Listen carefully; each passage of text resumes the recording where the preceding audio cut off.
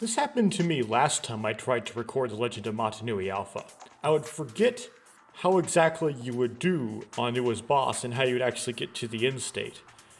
My previous part, I just couldn't do it, and I thought there was some sort of bug in the game.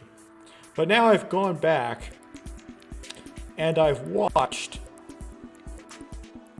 myself do it in my old video. I watched my old video on my YouTube channel, and I saw that it was how you would do it is you would repeatedly, that's not the right menu,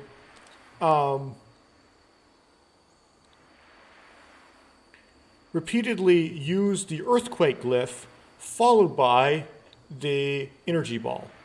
And that would actually decrease the boss's health by an increment. So let me do the awkward debug menu stuff and get back there. And then we'll do that before we kick off the meat of what is going to be The Legend of Motunui Alpha version 1.1.1 part 2. So let me go through giving myself everything. Life energy tokens. Lots of tokens.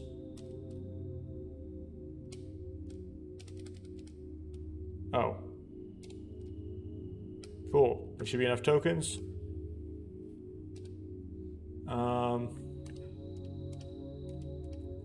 Give myself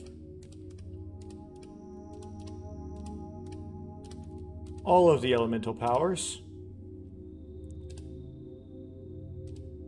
And both the masks that Onua should have, which are night vision.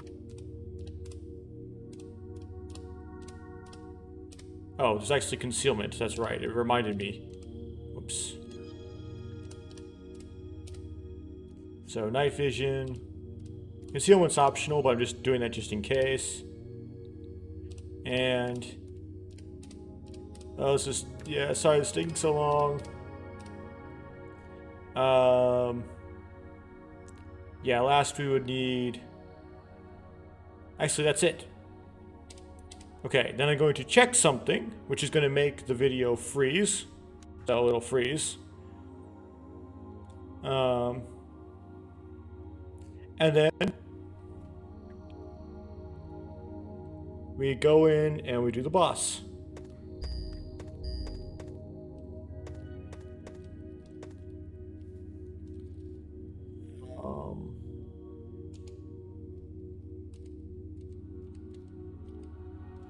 Click. And hopefully I'll actually be able to pull it off this time.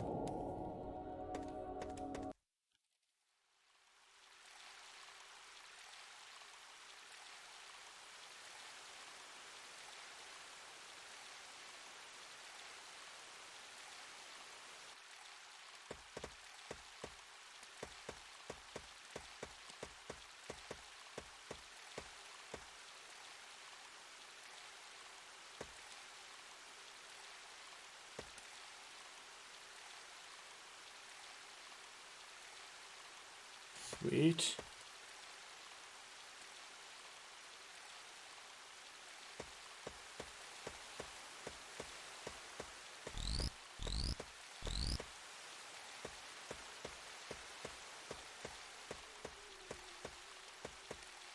Yeah, I looked over the footage for the previous part and it looked fine, so that's good. There is a little FFmpeg glitch that happened, but I don't really care about, because this is not like a cinematic production, this is a splicing of parts of a Let's Play together, the quality of splicing that can occur. So if there's any awkward pauses or any sudden cutoffs, that's kind of fine. So that went well. And the bit rate, which, if you're not familiar with the term bit rate, I could say the quality was not perfect, but it was satisfactory to me, at least watching it, which could not be said for a lot of the videos I have published on YouTube. So the plan with this one is going to be to do Kopaka and then Lewa's level. And if there's enough time in the day left afterwards, oops, I messed that one up, to go on and do Tahu's level and the Kuta level, or the Makuta level. That may not happen because Tahu's level and the Kuta level on the alpha are very challenging. So it's going to be very time consuming to get through those. But hopefully I can.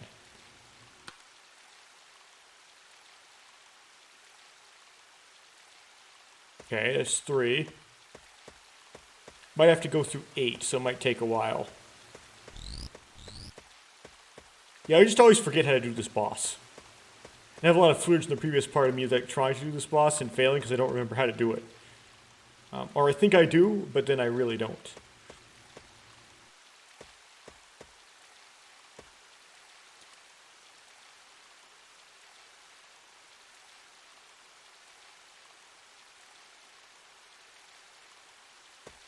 That didn't work. Okay.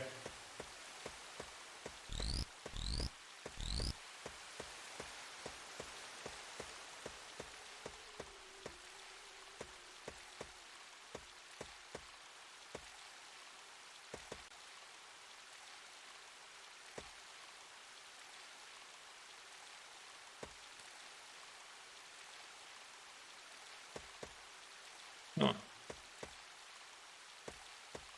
That's odd. Was I aiming too high?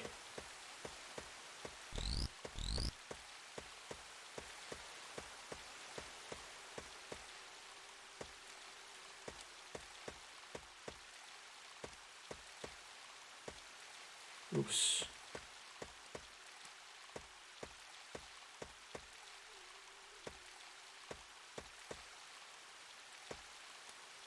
Okay.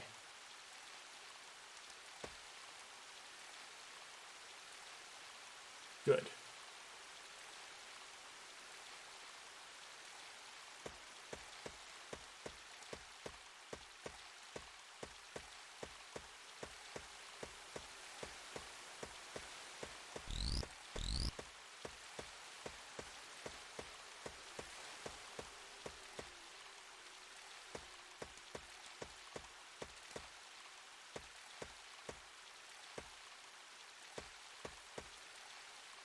Now, phooey.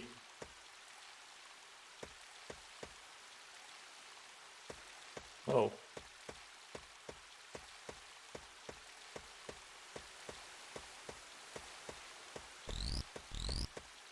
I have a behavioral change. Okay.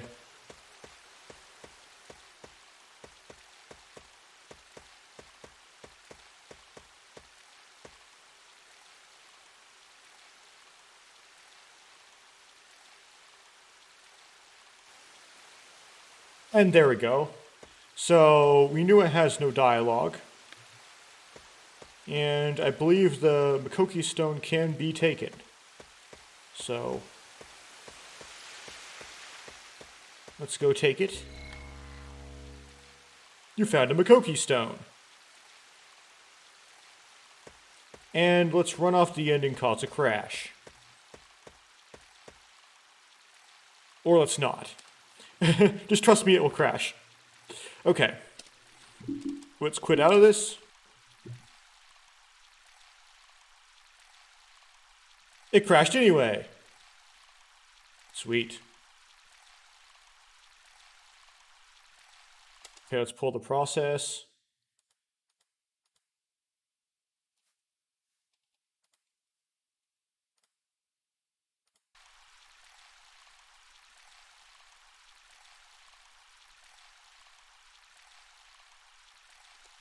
On while I do this damage control stuff. Sweet, and then restart the game.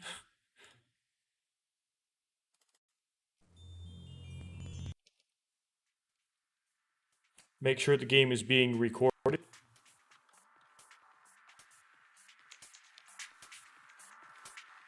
Yeah, I have to keep checking this and make sure. Because due to the nature of it, it takes a while for OBS to start picking it up.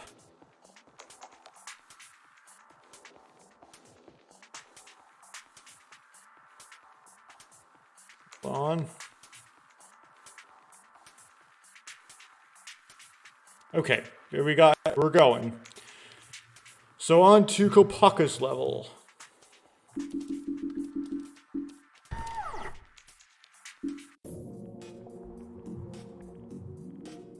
Obviously the anti-aliasing is not working at all.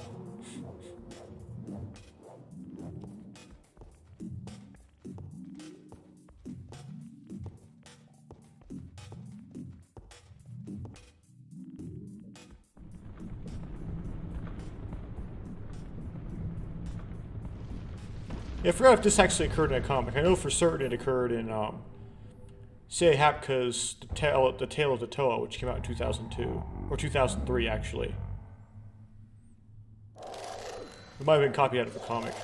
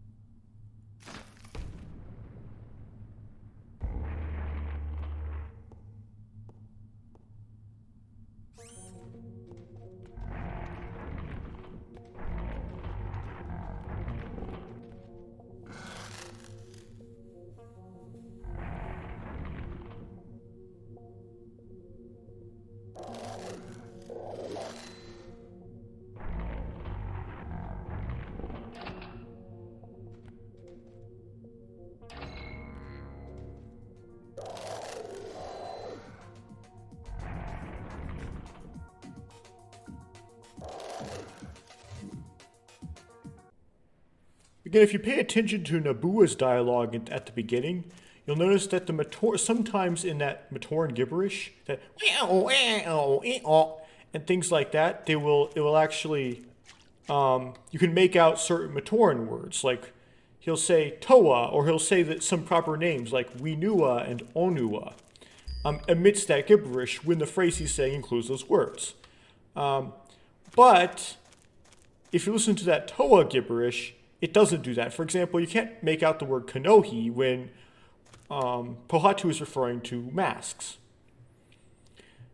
So, yeah, it's like they decided, they came up with the Matoran dialogue first, and it sounds, in my opinion, the Matoran dialogue sounds a lot more like words than the Toa dialogue, the Matoran speech effect. And then they took some amount of care to make it make sense, and then they came up with the Toa speech, and the Toa speech they just didn't care, and this made a bunch of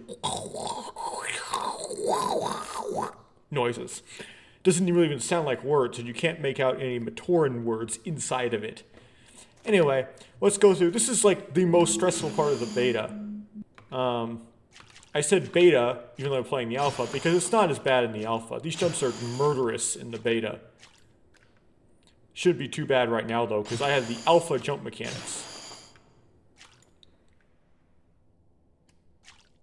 Yeah, this makes Kopaka's level in the beta very stressful for this one pillar thing you have to do at the very beginning. I'm not looking forward to doing it next time I play the beta, which will be soon. Considering I'm playing the alpha again now. Oh!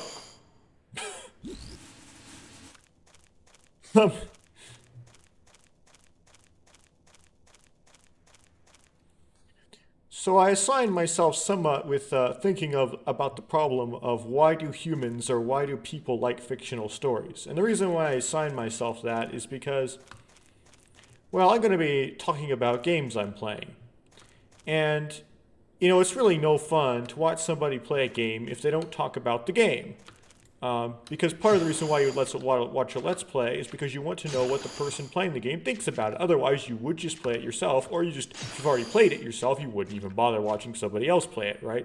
Point is to see how other people react to the things in the game, because you play the game, for example, and you see certain things happen. You go, oh, I wonder who would so-and-so would react, how so-and-so would react when they saw this. So you wonder how other people would react when they saw this or that.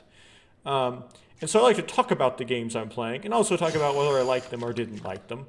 And so it's good to kind of know what exactly people are trying to get out of the game so you review it for what it's supposed to be.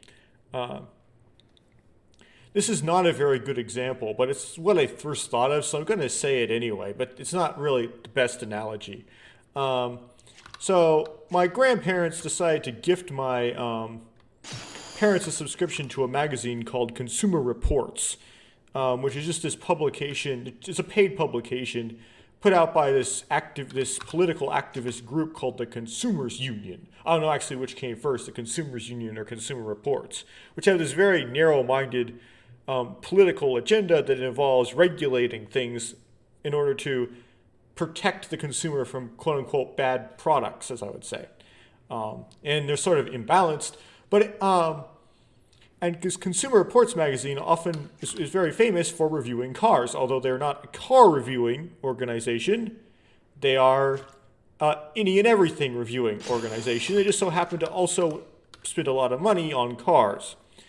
And if you read their reviews of things like trucks, sometimes you'll get comments in there like, this truck has a high step-in height. You go, oh, is it taller than other trucks? Well, no, because every truck they complain about, or SUV that's truck-based, they'll complain it has a high step-up or step-in height. Now, I always found this kind of funny because it's a truck. It has high ground clearance. It needs high ground clearance in order to do what usually the non-commercial applications for trucks are. In order to do those things, it needs to have high ground clearance. That includes going on some high clearance roadways. Because like the non-commercial application of a truck is usually to go camping. You can also do some housework, but so you tend to encounter by accident a lot of like bad situations or high clearance roads.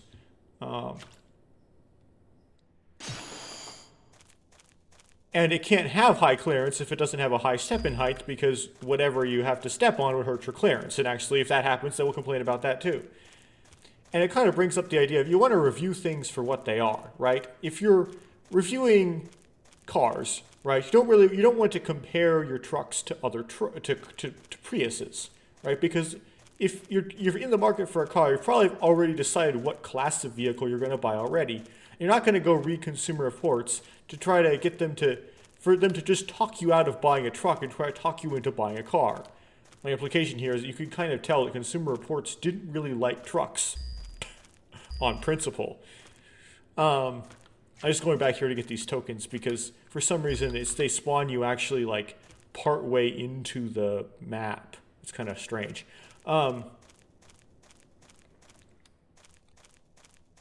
And then the path actually kind of drops in here. So it's nice, like a little attention to detail in the terrain. You'd think it should spawn you here, but it doesn't spawn you farther upstream. You wouldn't ask them to convince you to buy a car instead of a truck. You'd probably go there to know which truck is better, right? And so you should be focused more on how well the truck does truck stuff and not that it has a high step-in height because it is a truck in the first place. Yeah, they do dumb stuff like complain about step-in heights on trucks. It's like, the Jeep is really loud inside. It's like, yeah, because it's square. It's not very aerodynamic. It creates a lot of wind noise. That's people who are in the market for those kind of things already know what they're going to buy is going to be square-shaped. You know, as the competitors, like the Forerunner, are also square-shaped. I mean, it's like, this is not, you want to review things for what they are. It's not a very good analogy because I don't know how, like with games, stories, of course, you want to review the story for the type of story it is, right? If it's a romance, you want to review how well it does romance. If it's, suspense, you want to how suspenseful it is, and how good a mystery it is, and so on, of course. But also, you just want to review stories for what they are in general, in that you want to know what your audience wants and whether that story you think will give them what they want. And of course, the interesting thing is it doesn't give you what you want. So to not come off as completely and totally out of touch, it would be nice to have a good idea what people want out of their stories. Especially that, and this is continuing off of my list of things you play video games for. One of them, I said it was achievement, right? Wanting to complete a task defined by a hard set of rules that are very rational and predictable. Social, so you can discuss with your friends what you encountered in the game, sort of like you would with movies. And so you can play games with your friends. And it's going to pop out at me. No, just walk through it. And stories, which is similar reason to why you consume any other media that tell a story, such as movies or novels. And so that's the next thing, is the reason what would make a good story in a video game is very similar to what would make a good story in general, whether it's an ancient storyteller or a novel or a movie. And I just killed myself. Luckily, this is not a very difficult area, so it's not that big a deal. And there's a checkpoint. These don't do anything to you.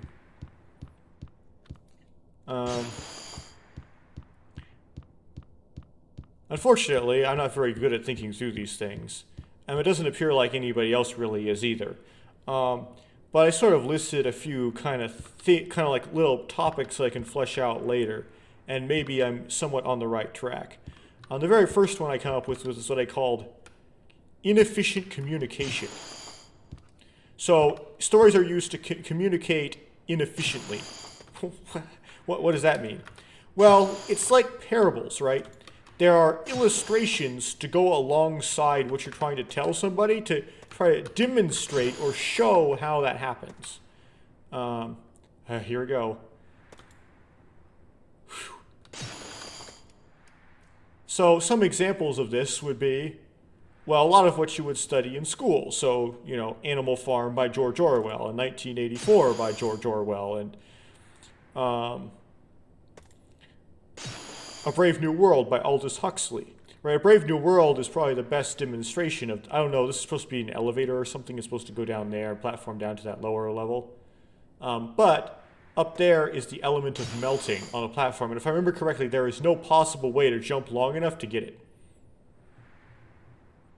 Unless maybe there was supposed to, so I don't know how this was supposed to be. Maybe there's a trigger point that's supposed to let this when I'm standing on here, act like an elevator to move up and down instead of be static right there. Or whether or not that was placed wrong. But because of the weird placement of this platform, how it's like in this line of stepping stones, but it's like raised up, seems to imply that this is supposed to be like an elevator. It's just not functioning correctly. But now you cannot jump high enough to get that element of melting from here. Yes, and obviously we have that no music thing going on right now, and we have Kopaka's landing sound effect thing going on right now as well. You're trying to convince somebody of something by means of a story, and the story is more effective than just telling them it because it sort of demonstrates how it would play out. And it's appealing to how you, as the reader, would put yourself in that situation and what you would do there and how you would feel and which character you would relate to. So Brave New World is a description of this world where life is filled with abundance of pleasure and lack of pain. Because, I see kind of the idea here. There's like a washout and use the platforms to get around it. People are all perfectly fit to perform their applications or their they're meant to do. So as it talks to some Matoran here, it'll break up my rant.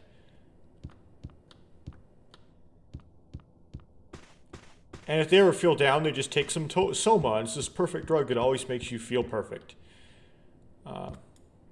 And there was basically no rules.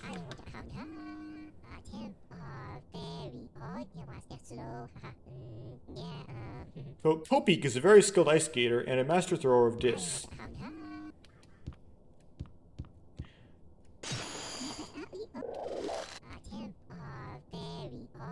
Nuju has asked me some... Oh.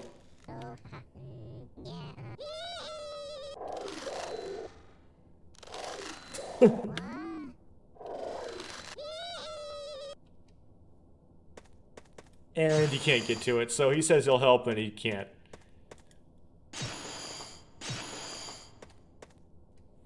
And to an onlooker who hasn't been grown up in this type of society, the inability to experience pain actually looks like a kind of slavery or oppression.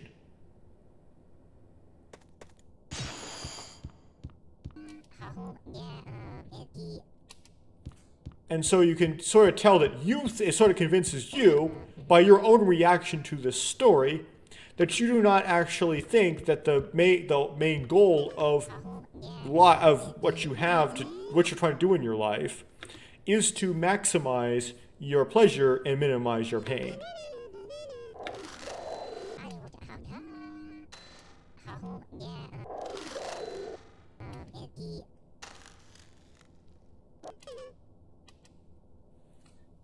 Which you wouldn't necessarily be convinced of if I just told you the statement, you're not just simply trying to maximize your pleasure and minimize your pain. Right? It's like, why though? So it's a way to come alongside to communicate something or try to persuade or make a point. We say come alongside is because that's the English translation of, I believe it's a Greek word, parable.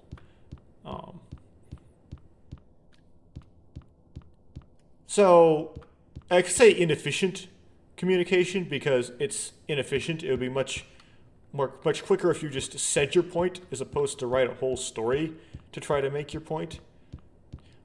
But it might be, although inefficient, potentially more effective. Is this a dance? Nope, this is Nuju's hut. Now, is this crash on me? Okay, some of the huts crashed on exit in the early days of the alpha. That's why I was so concerned. Finally collect some of these tokens we've been seeing through the walls this whole time. And the animal farm, similarly, is trying to convince you, is trying to illustrate what happens when you try to illustrate how communism tends to work. Where, as we all know, the best type of government you could have, ideally, is perfect communism. That is, that everybody just has as much as they need, and they produce, even though they always get what they need, regardless if they produce or not, just because they're good people, and they do it because that's what people need of them. And you have none of these seemingly immoral practices you find in a capitalist society, where you have investing and scalping and as much as you're willing to pay and all that whatever nonsense. The problem is that in order to put the communism in place, you have to take up a whole bunch of authority, which tends to attract people who would like to have that authority, either to pretend to be ideologues, or just, well, basically to pretend to be communist ideologues. And they never relinquish it, and they exercise that authority as much as they like to, and abuse the and basically become just as bad as whatever the proletariat was trying to replace. And so,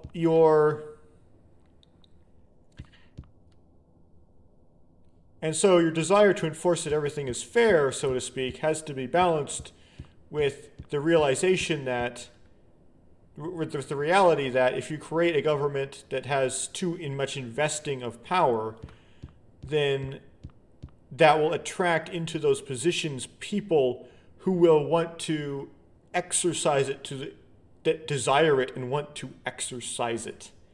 And additionally, if people are not basically good and will not do what they need to do just because, well, communism is always because you love your country, which is nonsense, just because it's the right thing to do, they actually require some positive motivation, otherwise they'll just sit and do nothing.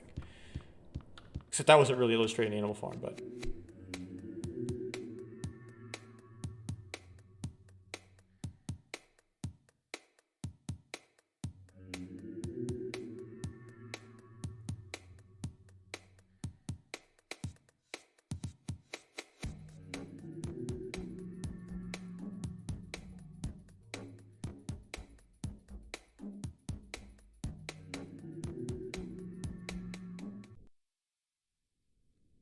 Mostly what Animal Farm was illustrating is if you create a position that has lots of power, that people who want it and want to abuse it will be sucked right up into that position.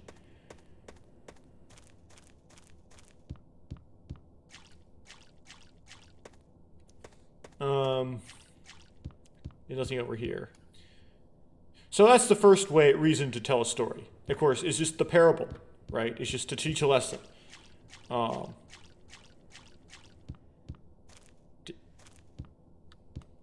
And that's all I really have to say about that. The second point I have written down here for why we like stories. I guess teach a lesson is more of like why we write stories as opposed to why we read stories, but even still, sometimes we like to be taught things, right? I mean, we read books to learn. So it can be a reason why we like to read stories, and I will say a story is good if it teaches me something good, right? Let's see here. I think this tunnel this is where we came in, that goes to Maz 1, that goes to Maz 2, and straight 4 goes to Maz 2. So we're going to hit Maz 1 here, if my notes are correct on this tunnel. Is this the way we came in? Hopefully not. Goes back to the bridge, and we're going to be... That's the way I came in. Wow, I goofed.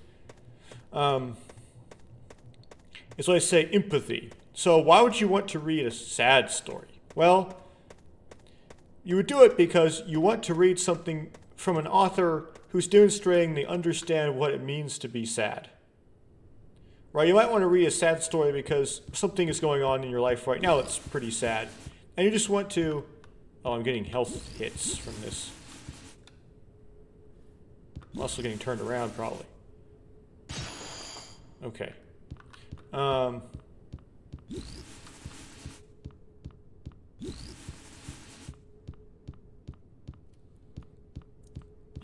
Is you want the author, by writing a sad story, is demonstrating that they understand what it means to be sad. And sometimes if you don't have anybody to talk to about what you're sad about, without being embarrassed, you might just read a book of a story that someone made up with someone else being sad, and by making up that story and writing about being sad, they demonstrate how much they understand being sad. And you know, there's someone else in the world who understands what you're going through. Now, that kind of leads up this next question of, why do we like people to just understand what we're going through, and why does that matter just at all, actually? How does that make us feel not alone if that person is not literally there with you? And that's something I really don't understand. But if a character undergoes a trial similar to your trial, okay, so we're now at Maz 2. So yellow is where we came in. This goes back to Maz 1. The red goes back to Cross. And we do actually want to go back to Maz 1. I believe actually that's the point, because we want to go over the top.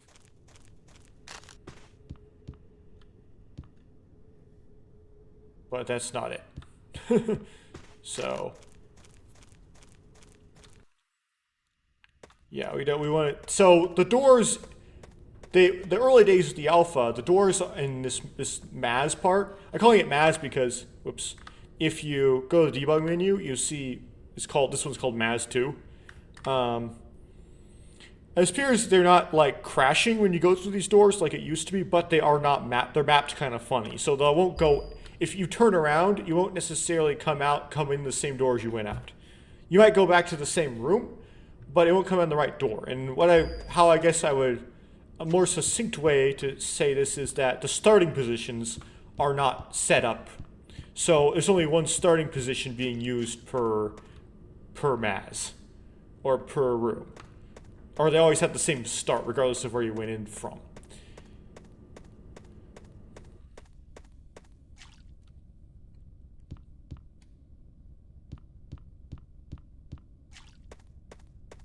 So that's what I call empathy. So that's another reason why we like stories, is because empathy. And it's pretty easy to tell kind of what makes a better story and what's a worse story when it comes to empathy, and that is how are the characters in there experiencing realistic emotions, and how are they responding to them, and how is that how like you would have responded to them, and how is that like understanding what you're going through. So this is actually, you do have to do a good start position mapping here, because yes, you have to. This is the only way up to the bridge. It's gonna punch and do nothing. Oh, it's not punching. Sometimes they punch at you. Those are gone in the beta, by the way.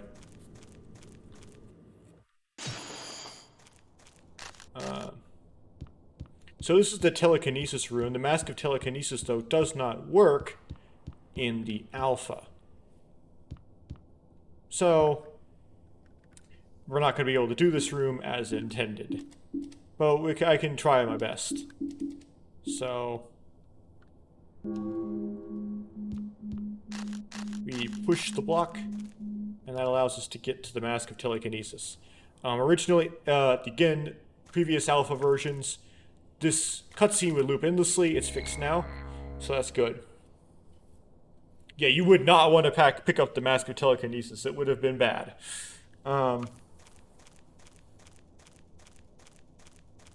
Third reason we like stories.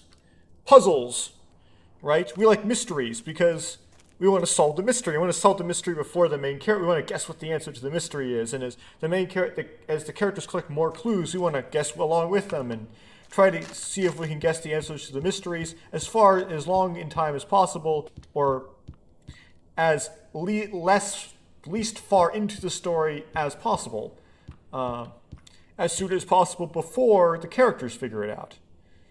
Oh, yeah, I remember you're supposed to use unlike the beta, you're supposed to use the block that you just pushed in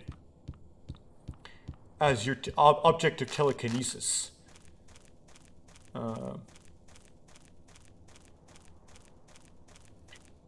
And so that goes, okay, we're just deferring the question to like an already complicated one of why do humans like puzzles? And my naive thing to say would be, we like puzzles because it's like practicing for some future real life problem. It's like we're just kind of keeping the brain fresh for when we actually have to solve a mystery in our real worlds, right? That's like that's actually something practical, which I guess is my defense of mystery stories. Is they're practical.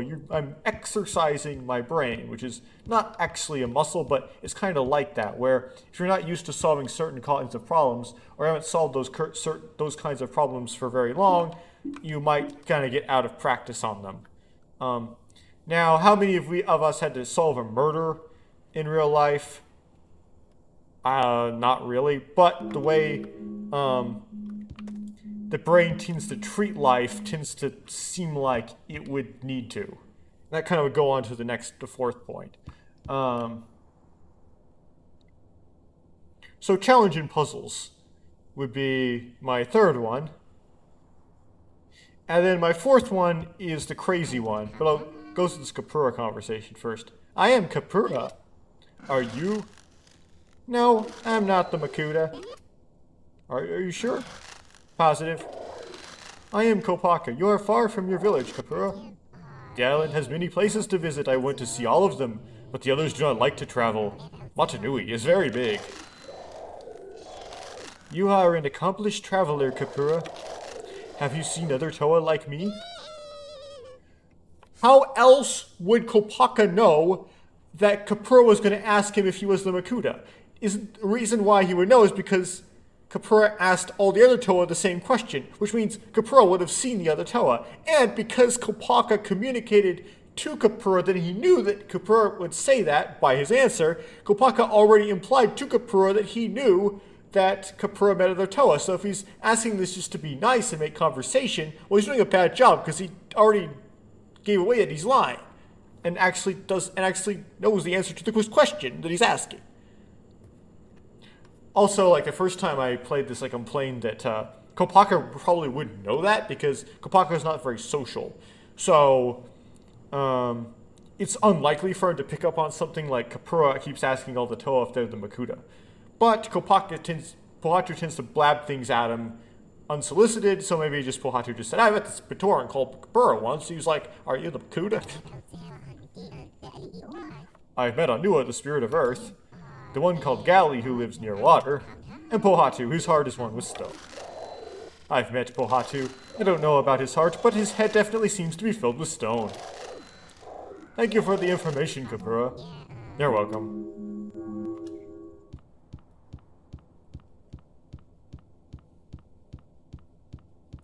Kopaka, despite being somewhat antisocial, sure knows how to trash talk. And because we can't do the telekinesis puzzle because the mask of telekinesis does not work, we then have to debug camera through this door.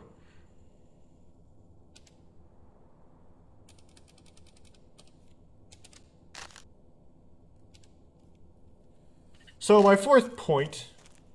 So the first one was inefficient communication. The second one was empathy. The third one was puzzles. That's my favorite. I like puzzles. I like playing story. I like those Japanese mystery novel things. Anyway, my fourth one I called Glory, and this one's a bit bizarre. And so apparently, I assume this is supposed to be like an elevator. It's supposed to take you up onto that pillar, which is hard to see because everything's blue in here. And that's supposed to allow you to platform around. Now, these platforms are missing in the beta, so they get removed, which makes this room look even more weird. And then there's the idea of maybe they're supposed to be hidden and revealed by the Akaku, but they don't really look like the platforms that in the room where that's the case. There might be, maybe you're supposed to shoot down stalactites and they're supposed to be platforms. I don't know. The alpha and the beta, this room does not work as intended. I don't know what it was supposed to do. The code name for it is Sword, which is the weapon that Kopaka is holding. But what this has to do with what do you do with this sword? I mean,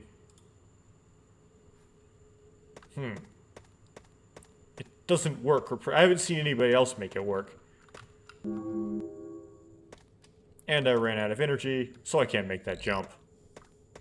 It seems that you're not supposed to be able to use the Kakama to do that jump, but that's the only way through because otherwise the area is broken. And the thing I labeled Glory, kind of cryptically, you kind of have to have two precedents to try to understand this. They both are kind of awkward to talk about. It's like that whole joke about, what is literature about? Well, God, sex, and death.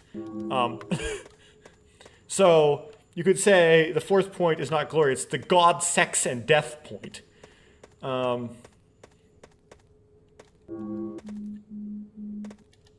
So humans have this mysterious thing we call the imagination, which it's really hard to understand why we have it and what exactly it does.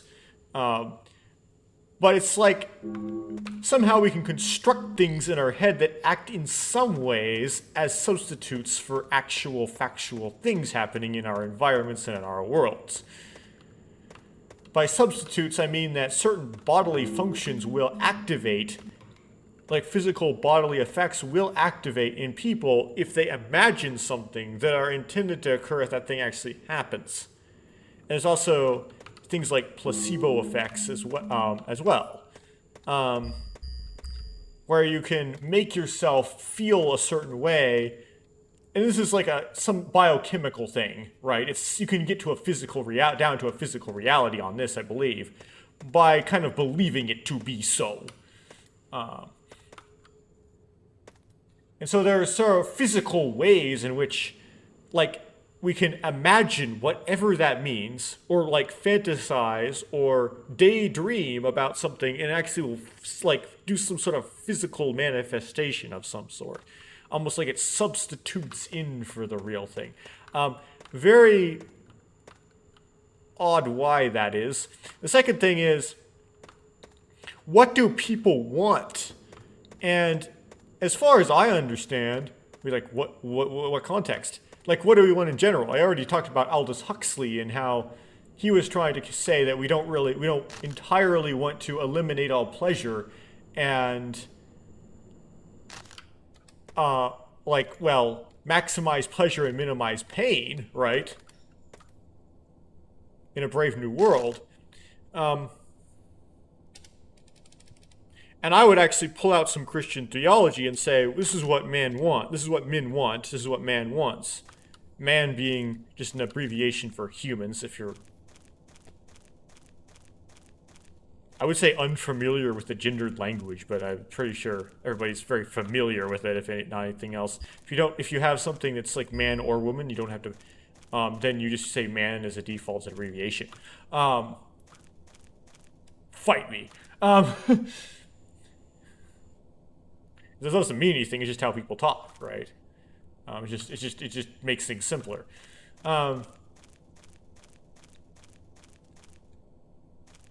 What we want is for all of the universe and all other sentient creatures to bow down and worship us and pay us honor and glory for all of the great things that we have done, right? Just as we are designed to give God glory for the great things he has done, right? But we want to be God. So we want everyone everything to worship us for the great things we have done. Well, what are those great things we have done? Well, we need to have some great things first for people to worship us for. And those great things are great if they're hard. Oh, we're getting back to the whole achievement thing here, right? If they are misery, right?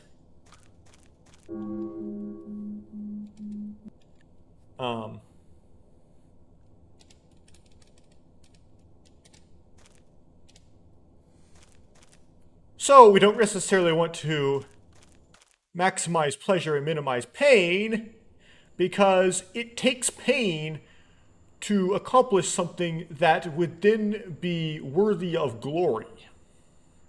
And so, but the problem is that the world we live in doesn't give us any opportunities to earn this glory. Or really earn anything that makes us in any sort of way worthy of worship. We are just plain flat not God. So, we want to get to get the next best thing, and that is to imagine it. And so because of this, we like stories of difficult situations and heroism and conquering of adversity. Worlds full of villains and powerful heroes that overcome them. Just so that we could imagine that we were a powerful hero that overcame something. And this process of overcoming it must not be easy and trivial. It must be filled with pain, right?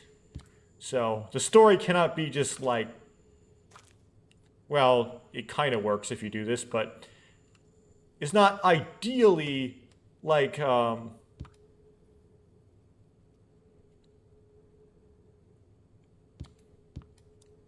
just like lollipops and mushrooms, and it's usually the hero would want to struggle to some degree.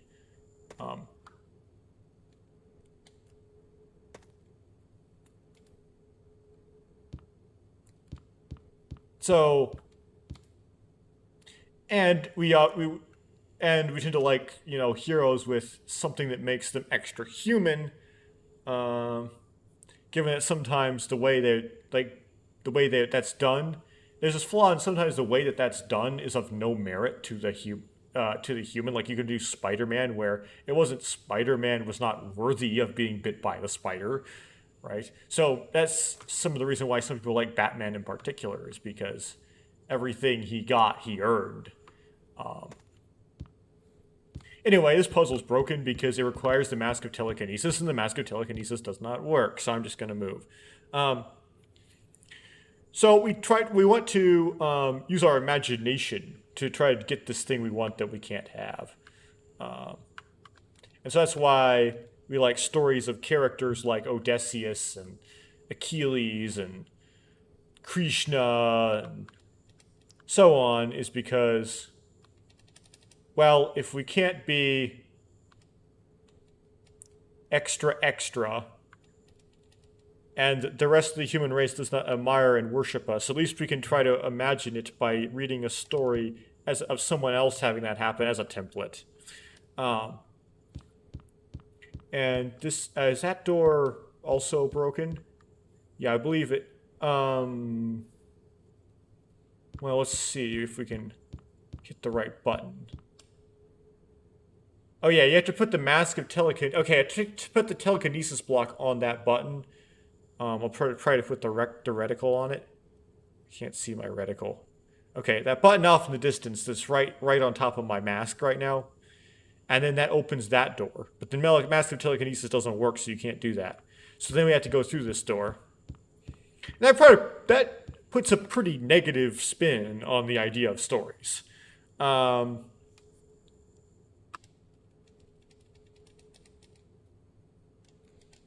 Because, you know, if you're talking again Christian theology, that's not something that's viewed positively. It's viewed as like rebellion against God or whatnot. So, but let's kind of move past that for now, because it's very difficult for me to swallow the idea of stories being bad, even though that's the conclusion I tend to naturally come to. I guess you could say that it motivates you to do something in the real world if once you kind of you can get motivated by fiction, and perhaps.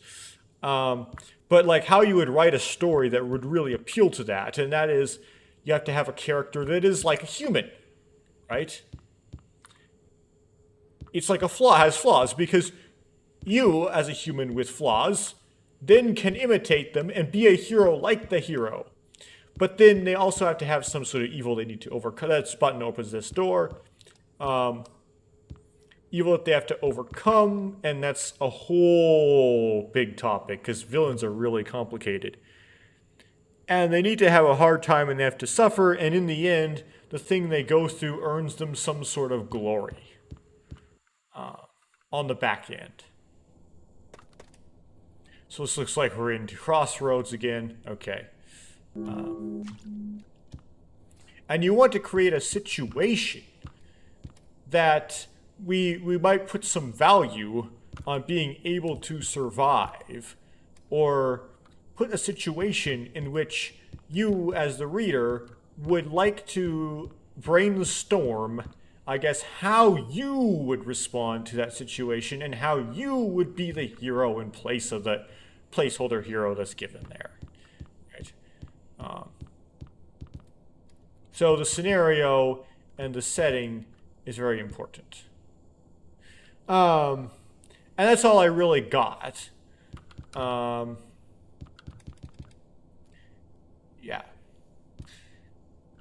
A lot of it, like, the empathy, and these things can kind of combine together into one big slurry of things, right?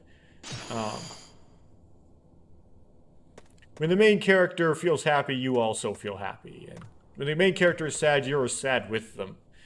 And so on. Now, I believe this area is broken so that the balls just go right through and nothing bad happens. Am I right?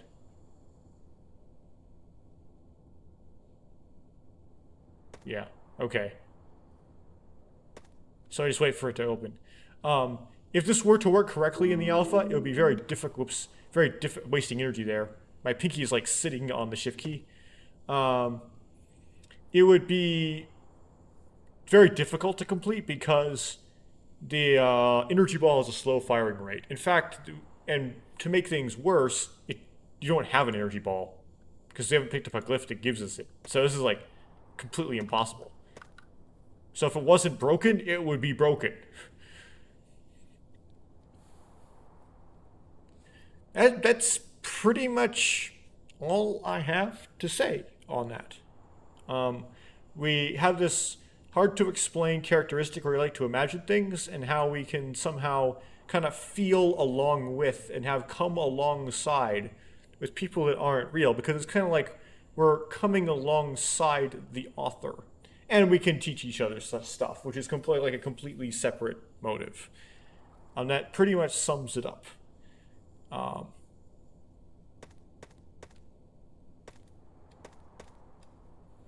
So it's like a poor substitute for actual achievement, which would be negative, except there's no such thing.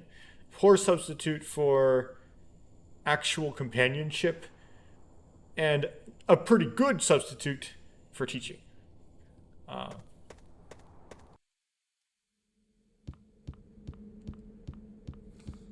Now, this does tend to... I haven't actually thought about this at all, but after I decided I was going to talk about this in this episode, considering the context in which this is being talked about, which is a BIONICLE game, the question naturally gets raised: what makes the BIONICLE story a good story?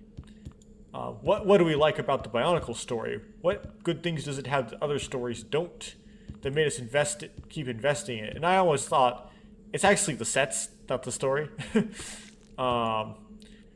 We just liked the toys, or at least I did. And the story just kind of came with the toys. It was the sets that got me into BIONICLE, not the story. It's, as you could say, come for the sets, stay for the story, which might have been an accurate description of what happened to me with BIONICLE. Is this the way I came in? It's looking suspiciously like the way I came in. Which is bad because backtracking tends to cause crashes. Yeah, I should... in the alpha, so I should avoid that. I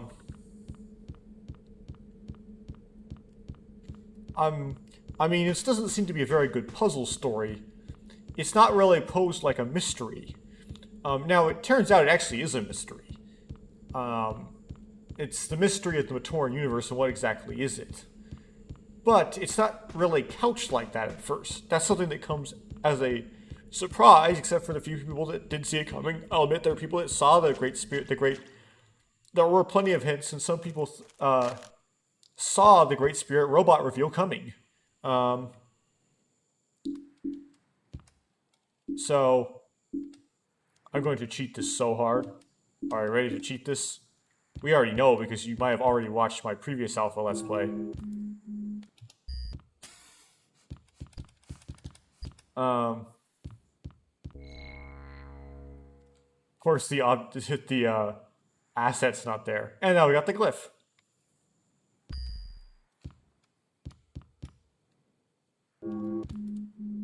I don't think we can recover from that cheat, though. Actually, I could have used the Kaku. I forgot it even existed. Okay. This is how you're supposed to do it. You're supposed to use the Akaku.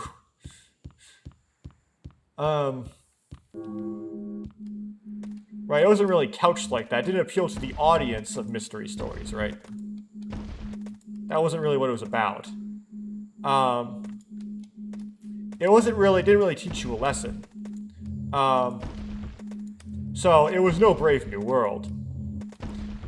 It wasn't really a come alongside and feel what you felt with you kind of story. Feel what you feel with you kind of story. Because the characters were so different than humans, right? They had extremely long lifespans, and they were like robots, and they were extremely strong.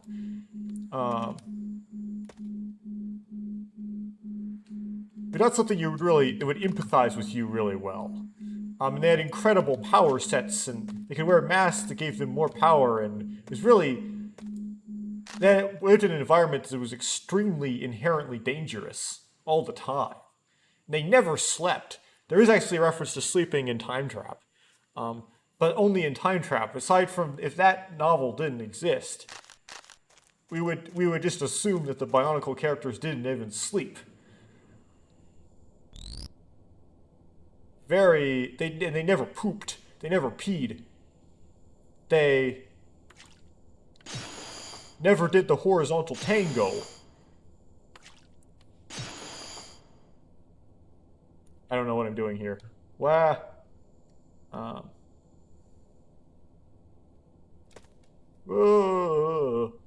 This is the room that goes really fast in the beta. They would do their hands like the genders were like meaningless and locked in. There was like a 6-to-1 ratio of them, and it was just really not like humans at all. It's really hard to like empathize in with it. It's very strange. It seemed like almost an entirely glory-focused story. It's like you wanted to imagine that you were something more than a person. You had a really long lifespan and never had a bowel movement and never slept and lived super long times, and it's like that was the whole idea. And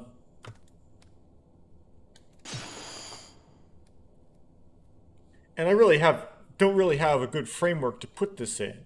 Of course, there's the Jonathan Wong opinion. Yes, I am actually bringing him up because he had something to say about this. There was actually somehow the oddness of the world is what made the story attractive. You just wanted to explore this weird setting.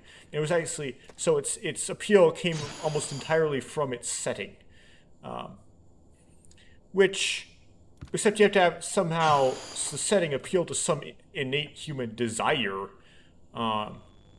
which I don't know how it would exactly. I haven't really thought about this, honestly. I just was just like, it's good context to put the sets in, so it makes playing with the sets more fun. That's the only thing I thought, really, when I was a kid. But it is, for some reason, quite famous, a story, I'll have to admit. And quite imaginative and quite bizarre.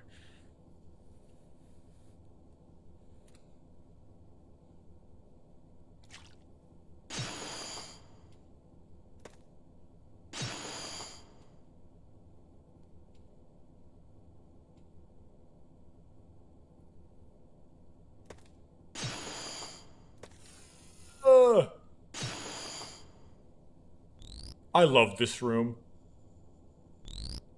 It really gives me the feeling that other people would give up in it. Which makes me feel like if I could... I'm not gonna give that speech way too much. I like how this is hard. This is exactly what this is what I came here for. I came here to suffer, so I'm gonna suffer.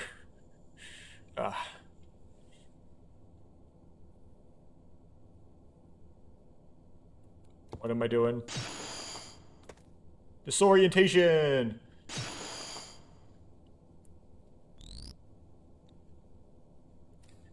That gap, basically the problem is just that gap, and getting enough speed into that gap to make it over. These ice walls are supposed to shatter when you hit them, by the way, and they're not, and that's creating most of the problems I'm experiencing. At least, well, I went backwards. At least it's not crashing on death like it did in the beta for some time.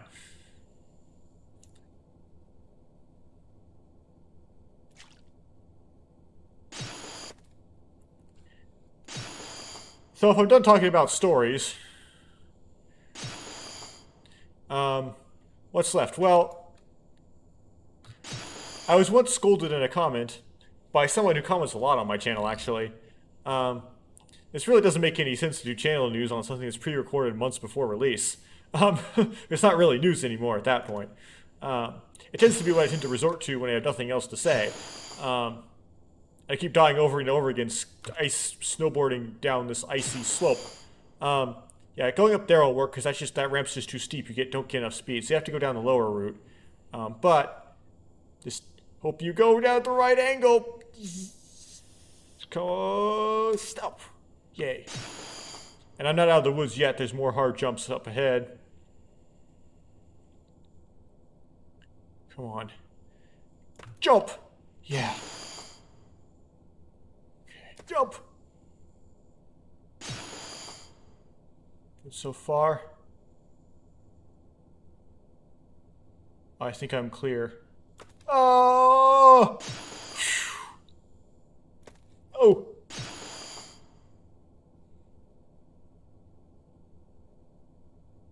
Okay. Where am I?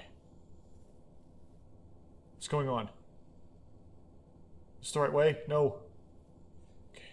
Okay. Okay.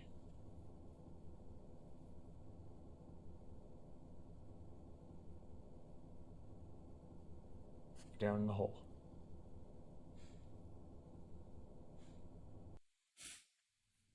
Made it. Oh.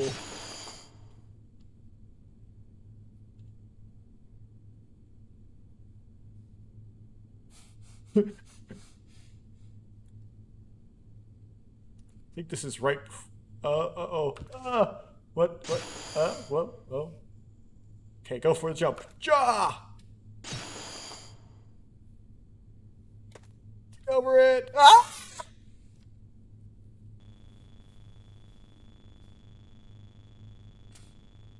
Slow death.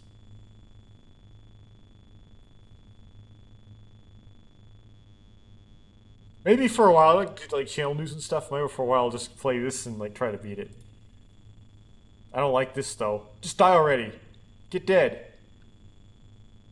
Do the honorable thing.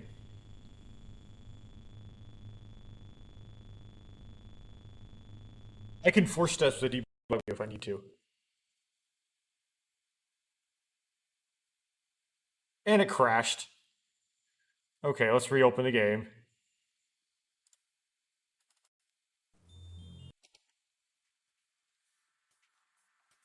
Now, let's check, make sure it's recording.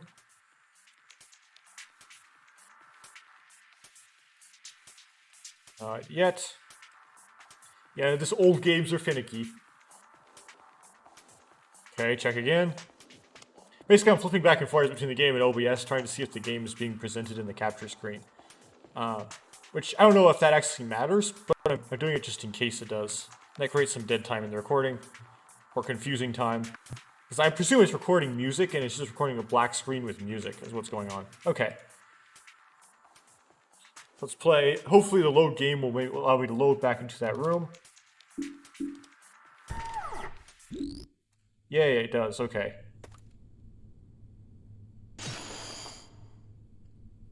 And then I'm just gonna kind of relax, quote unquote, and play through Kopaka's level. Whoa.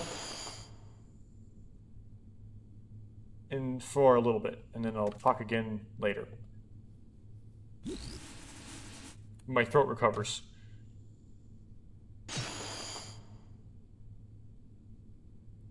Yeah, I said relax, but this is not very relaxing, if you're wondering.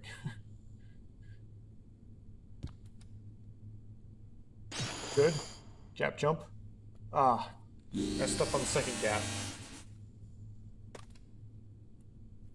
I don't even know if this is even in the beta. I think a variation of it is. Not the exact same thing.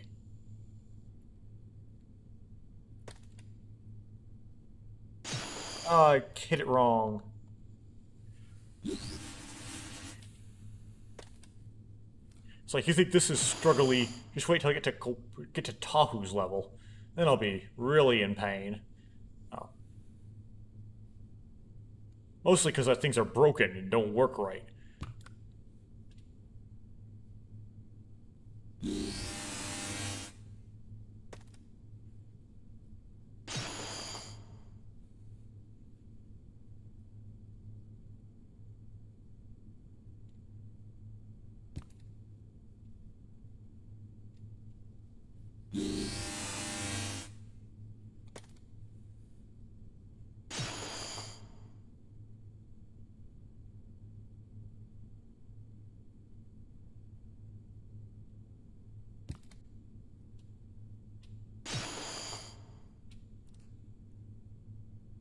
And this is like a gate. Like you have to get in on that like far, like left, far right. Otherwise, you just can't do it. So you have to aim, just kind of hit it just right. It might be these ice walls are supposed to shatter, which means it's not supposed to be as stringent, but it is. It is so stringent, and so it's just tough.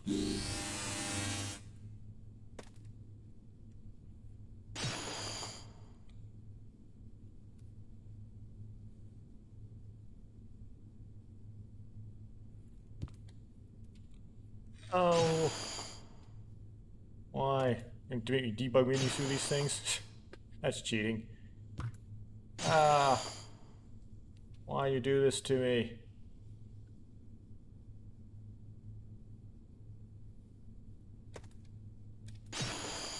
Can't ledge grab the top of it?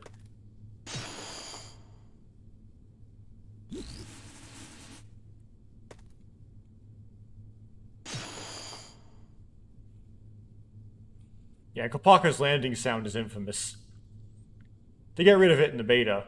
I'm not sure, I don't know if I necessarily like that they got rid of it in the beta. It's just part of the experience, that chow.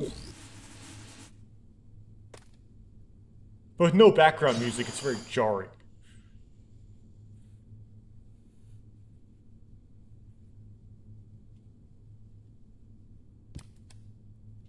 Oh no, nope, nope.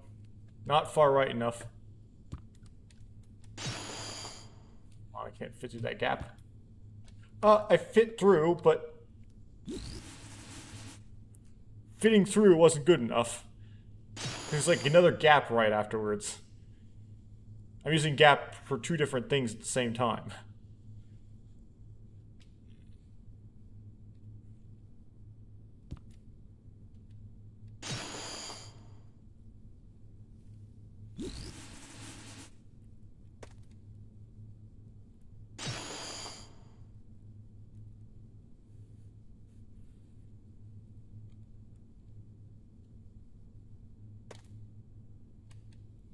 Yes.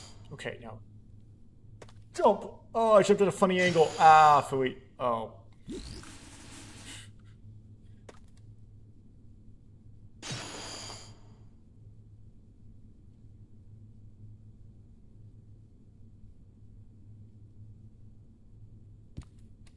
Nope. Not far enough right. Not far enough across either.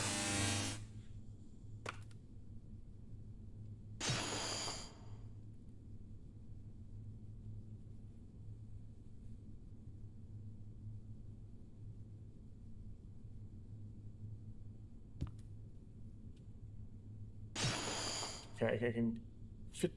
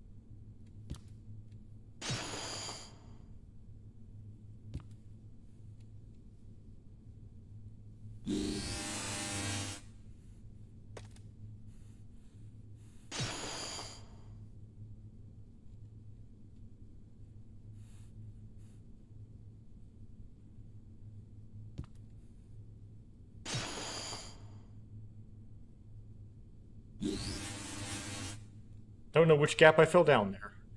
Could have been the one I just jumped across, the next one over.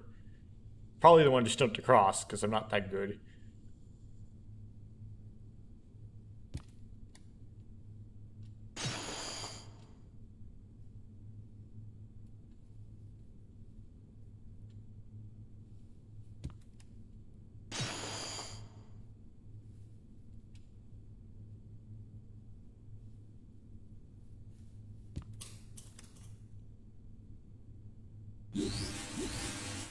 Like I could jump over it eventually, but it just jumps right over into a gap. Okay.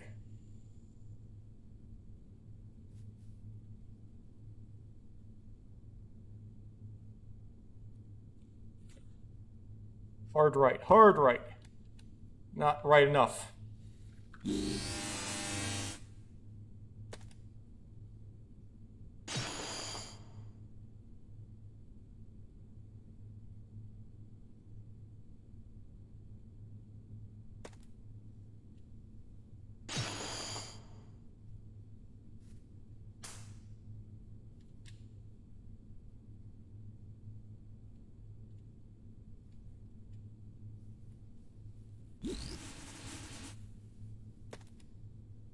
I wasn't anticipating a big stall here. I forgot about this part before doing this recording.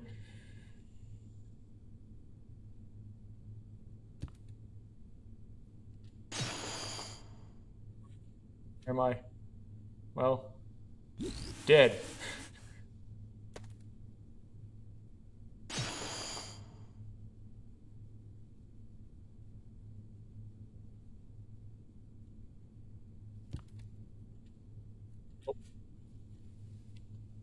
Can't turning just before I jump doesn't seem to work. I gotta turn earlier.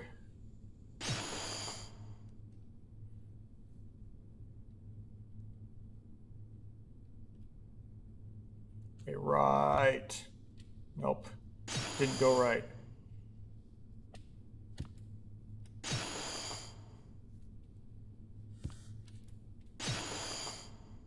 Oof.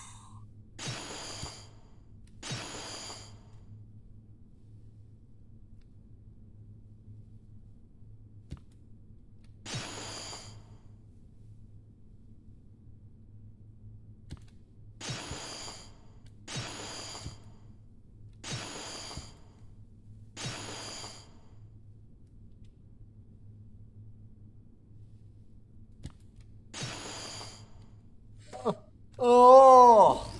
Someone could ledge grab while skating. Or lava boarding, because he's actually riding a lava board. Of all things. At least how this game depicts lava boards.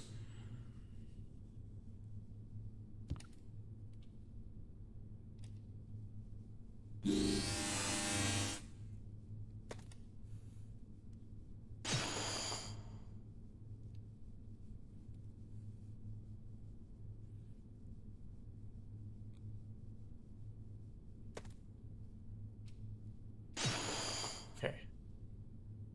Jump! Oh, I tipped at a funny angle again, because it happened to me twice. If I get caught in that... Yeah, but...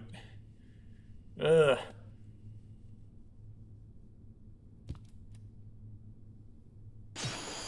No, it didn't work.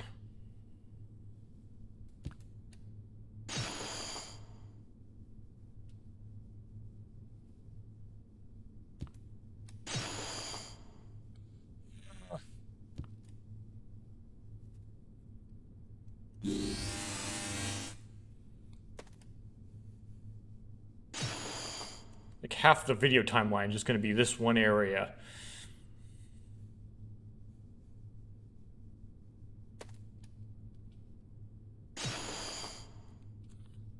Great.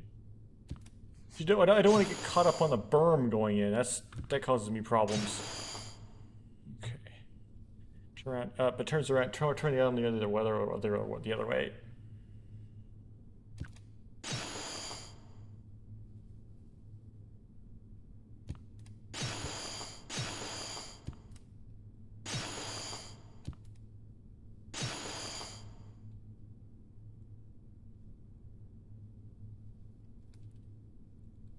Turning in weird directions. Just not this way. Jump off the edge.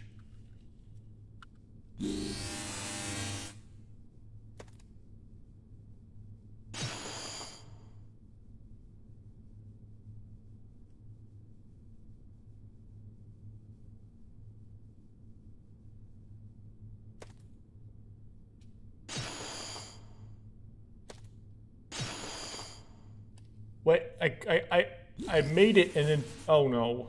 Oh. Made it and didn't know I did, and then backed right back into the gap.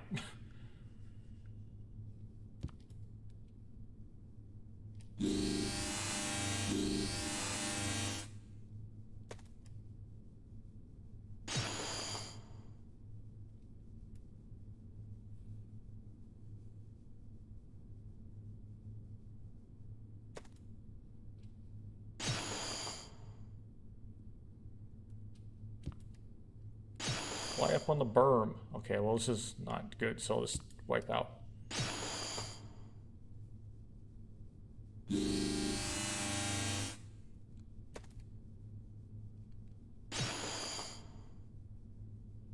Yes, for all of you, I know this is broken. I know this is not how it's intended to work. It doesn't matter. If it's there, I'm going to do it how it is. I'm not going to cheat. Still cheating even if it's broken, okay? No excuses.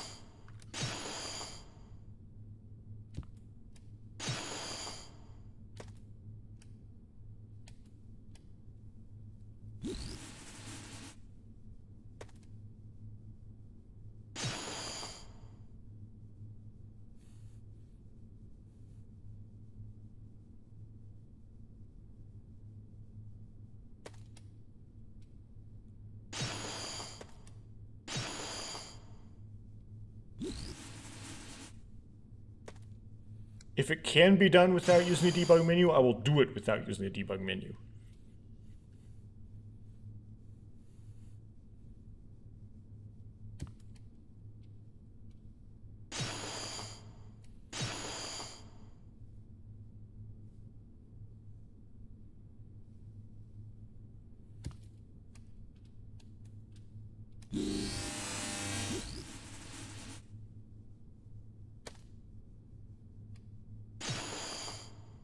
Okay.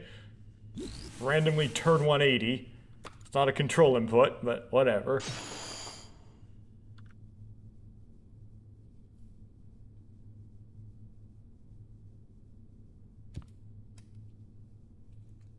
Forgot what I was doing there.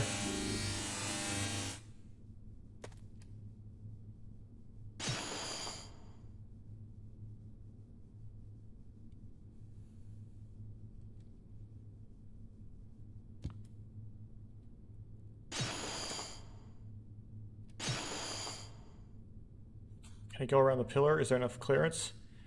No, no, no.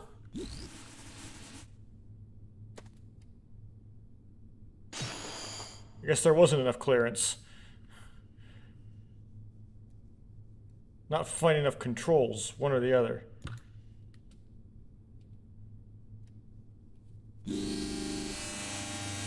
The hand sweating is starting to happen.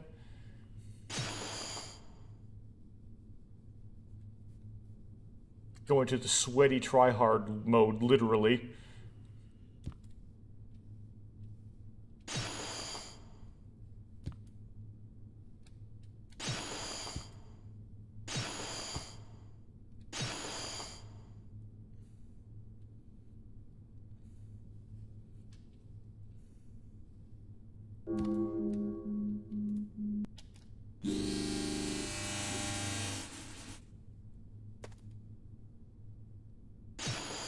I don't believe the Kakama does anything in here. No. It'd be nice though if it gave me more jump power.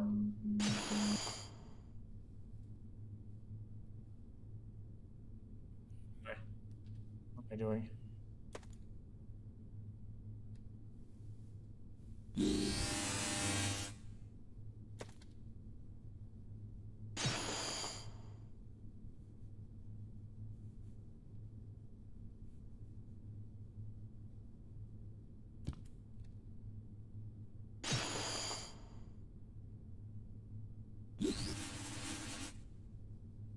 Like, I was a little confused, and the next thing I knew, I was falling.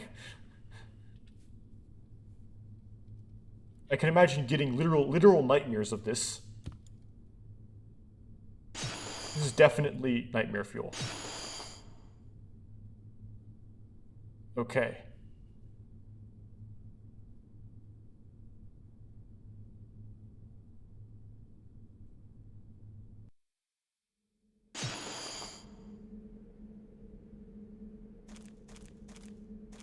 Oh. But don't walk together into this, that's for sure. There's no fall damage in this game. If there was, I would have gotten killed there. Okay. So that's the way in, I believe.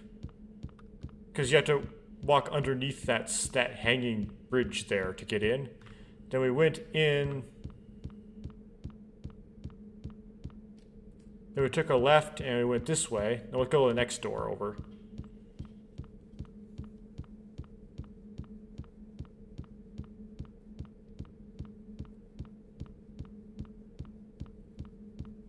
That took way too long.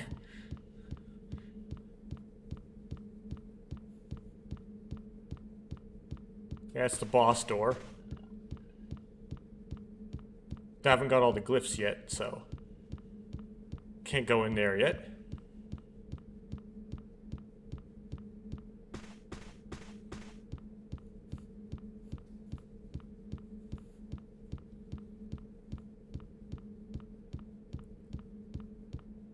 Oh, this looks suspiciously like an exit.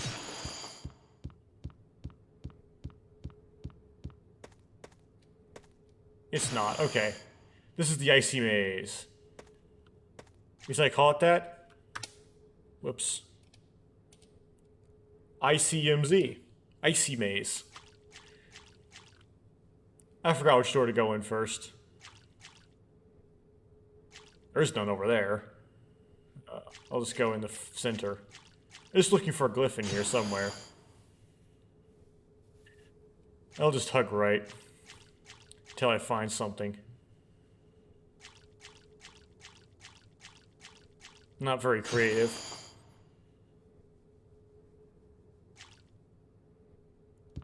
Okay, here's the green zone. Hugging right. Oh, it won't let me through there? Okay. Well. Won't let me through there either. Cool. Nice and restrictive. Found the disc. Game froze. I accidentally hit shift in the middle of a cutscene or something. Well, guess I have to pull the process then. Yay.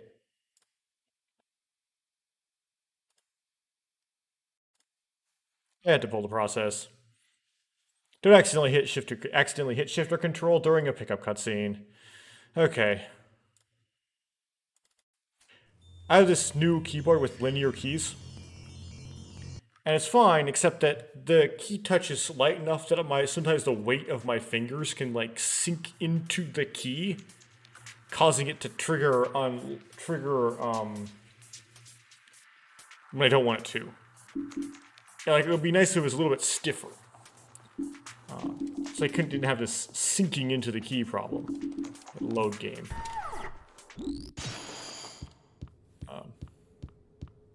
Okay.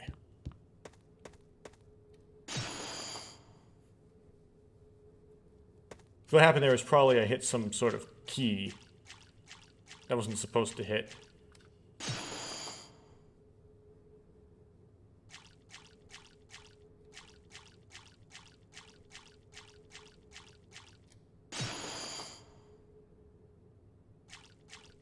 And this is the green room. Sweet. Will I crash this time?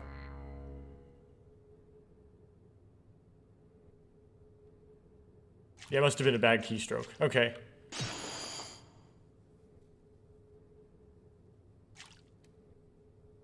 The blue room. Can we go out any of these ways? Yes, we can. Okay.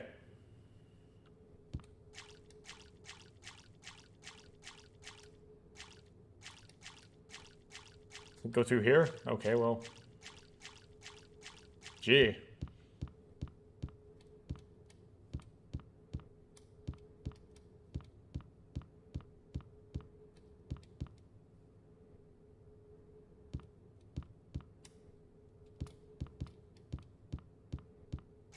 I'll see ya.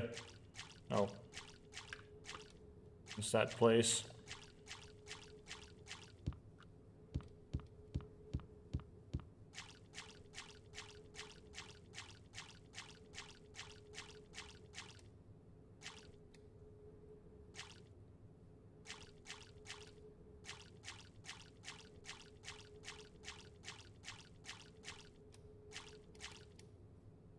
Okay.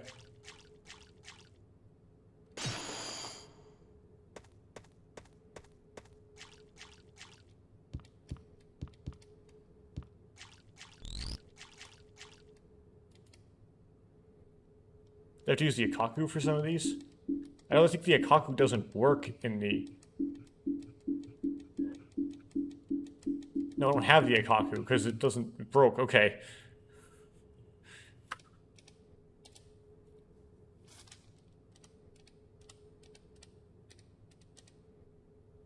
Ask of...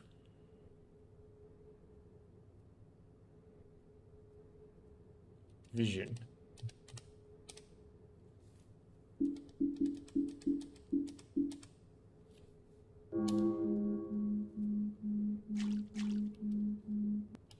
Doesn't do anything. Okay.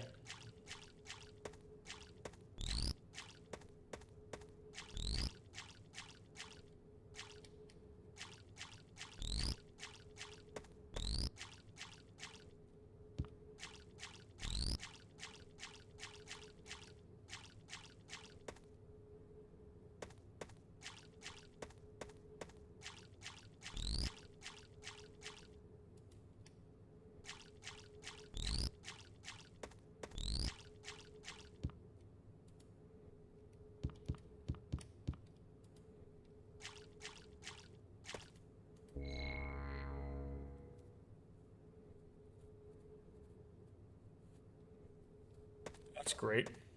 So none of these doors work. Okay, well then we're just gonna debug menu through one of them then.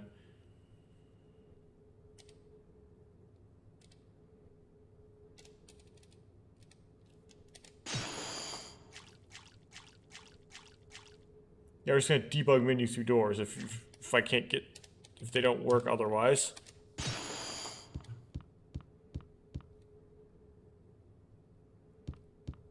Okay.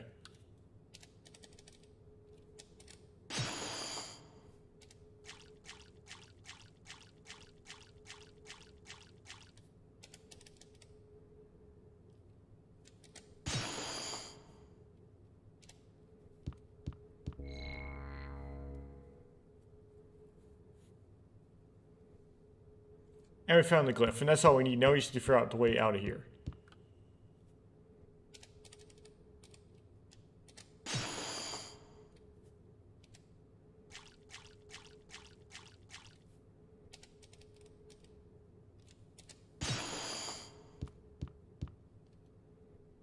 This is the yellow room, okay.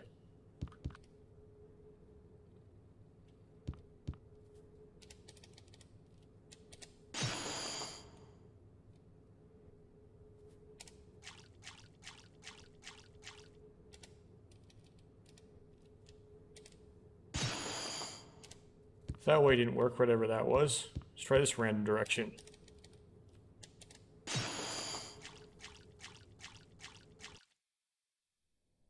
And made it out by random chance. Found the right one. Oh, they actually shatter, which helps, because then I don't get stuck like in that other room that was so horrible. Okay, the chasms don't open up like in the beta.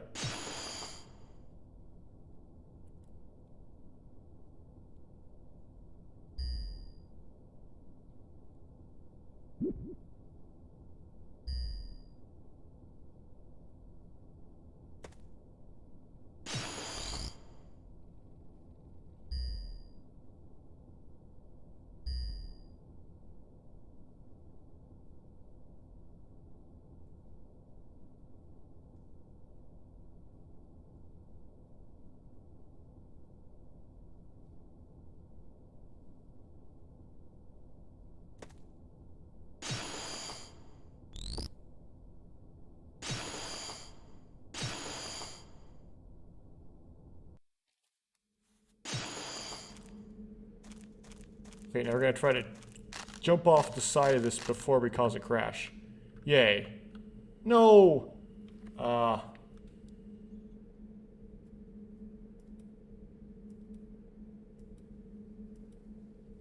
Accidentally put my mouse into a weird profile that was like an 8 kilohertz report rate.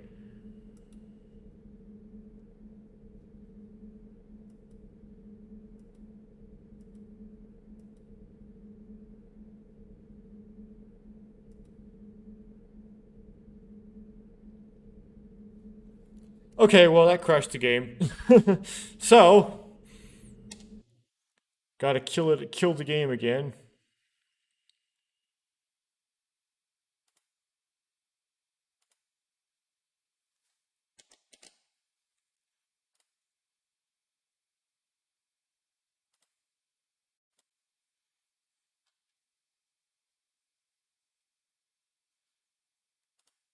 And then we gotta restart it.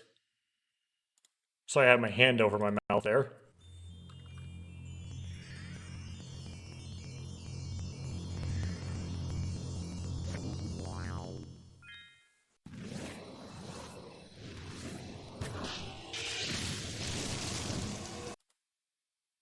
Let's try to restart it again.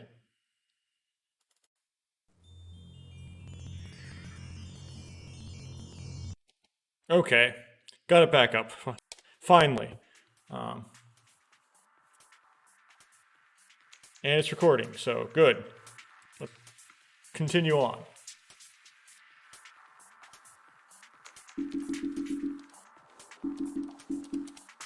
Load in.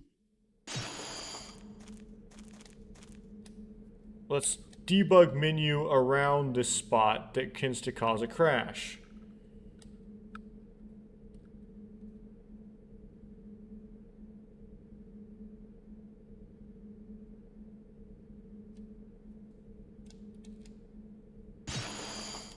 Good. Okay. There's a place at the end of that bridge you cannot pass through, it'll crash on you. So, now we should have the mask, but we don't. So,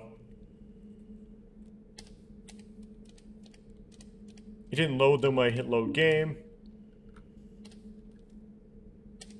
So I have to give myself the mask, that'd be telekinesis and vision.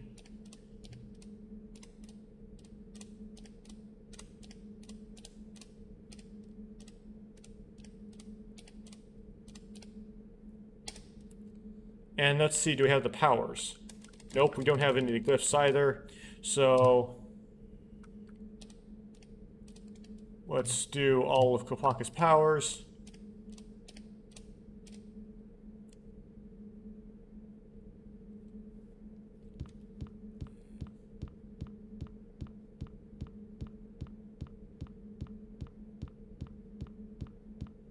And now that we've done all the shrine stuff, we should go in for the boss. That's the way we could. That's the entrance, though, I think. Yeah.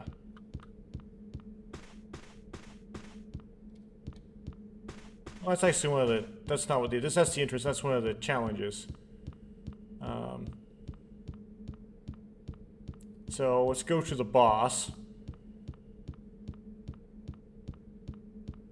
Now Kopaka's boss doesn't work, but we'll just go in there as a token measure. Not in the alpha, that is. Okay. How many tokens do we have here? Oh, we had like 50 or something. Okay.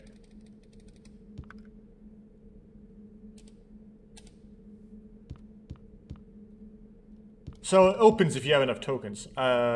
Which means I didn't have enough tokens, which technically means I failed, but whatever. Should have gotten back and gotten more tokens. Last time I played the alpha, I said it was impossible to go back and get tokens, but I was confusing it with the beta. Like, you don't skate into the end in the alpha, so I think you actually can go back and get tokens. So I just cheated. For some reason I don't feel so bad. By giving myself extra tokens to get in there. Because a lot of tokens that I missed along the way. If this were the beta, I would go back and get the tokens, because I know the beta works, so. The alpha, I'm never actually sure if it's possible to get enough tokens to open the door. So whether or not it's even worth it to try.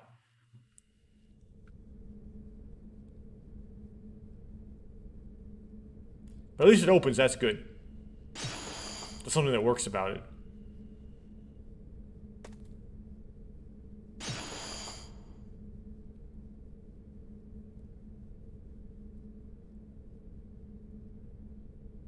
Okay, don't jump, just fall.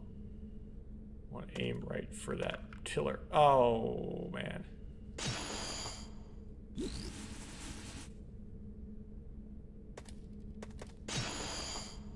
Fool.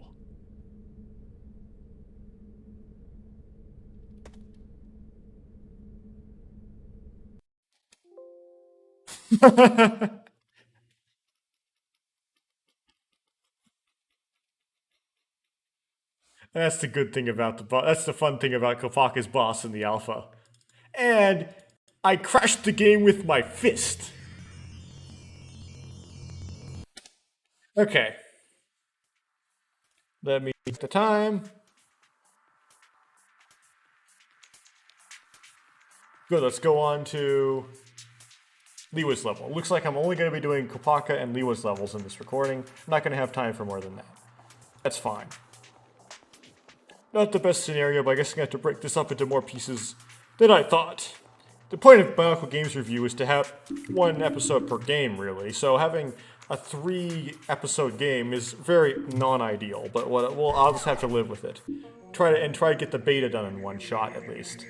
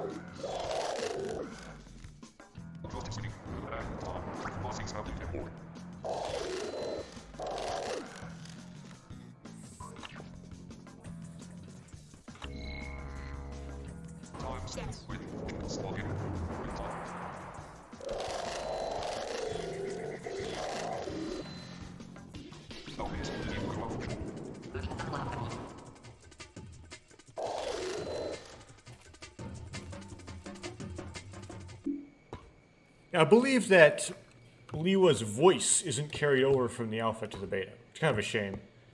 Also, that transition into Lewa's music there and that cutscene was great. When it appears as like boom bono bom bom bom bono. But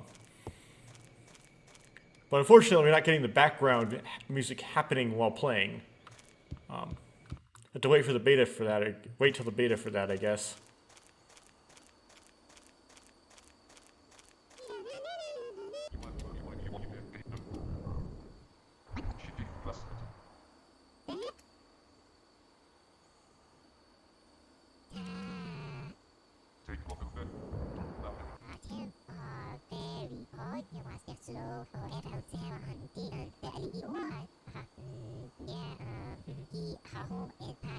This is rather late in the game for exposition.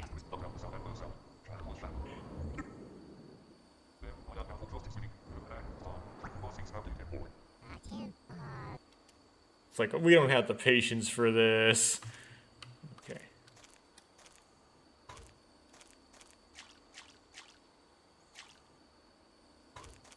This level gives you a flavor for it right away.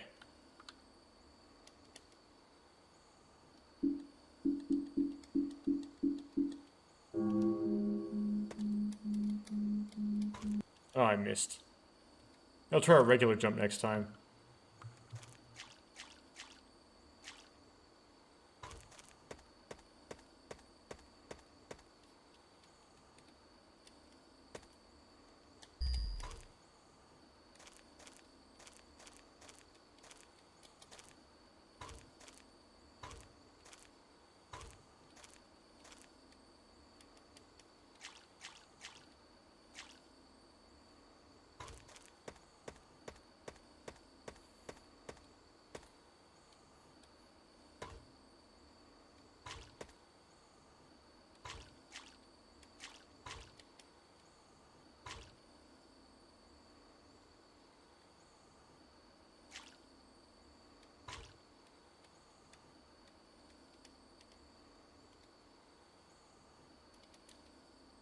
Ah.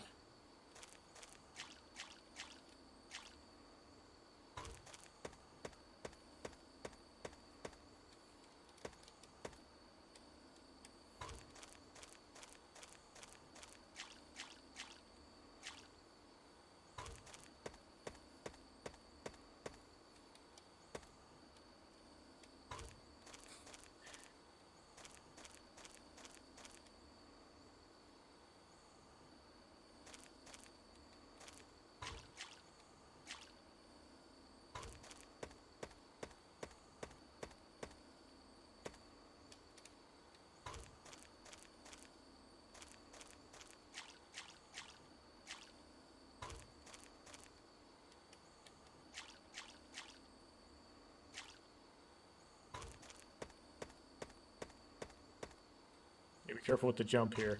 There we go.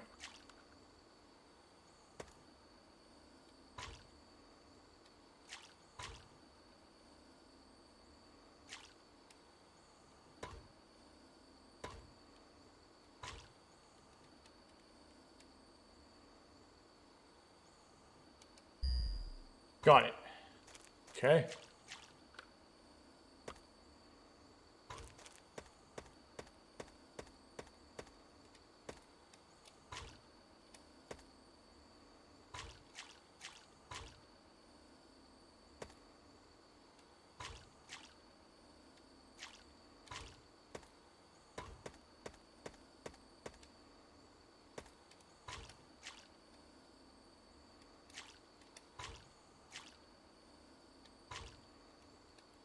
This is like,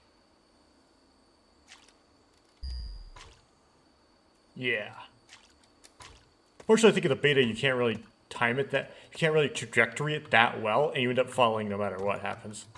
It's really not worth it in the beta. In the alpha, you can get that token without backtracking too. Whoa! Then you mess up that way.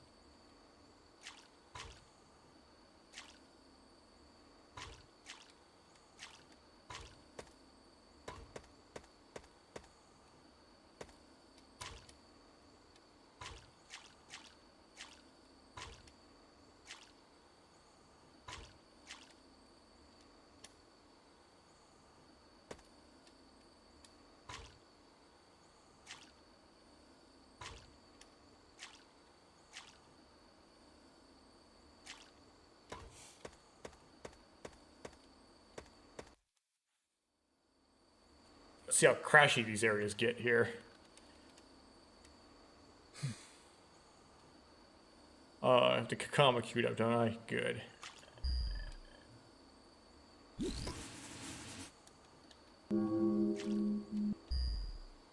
Kind of need it for to make that first jump there. Whoa.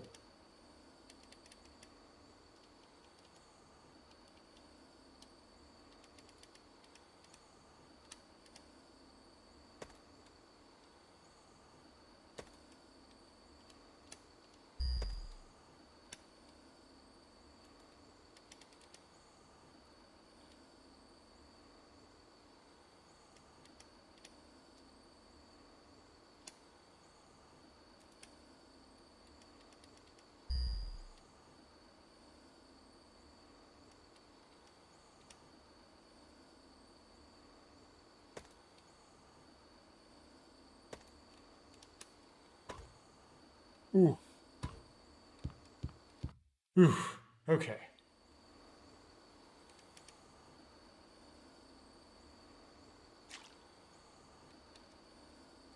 Well, vines seem a lot easier than I remember. I don't know if to actually patch this, increase the hitbox size. I don't know if they call it a patch rather than just cheat, but whatever.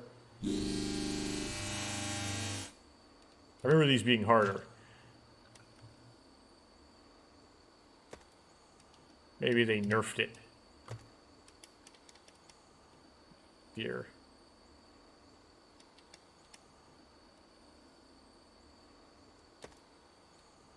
I gotta line that a little bit more to the right. Okay. Because he catches the vine with his left hand, you ideally would actually swing slightly to the right of the vine. Not, why does that happen to me? Not like right through the middle. So you actually go more like this. A little counterintuitive. Yeah. Catch. Good. And then they put a platform in the middle of this in the beta. In the alpha, it's just one long shot.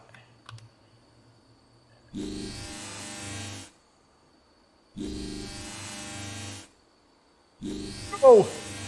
Whew.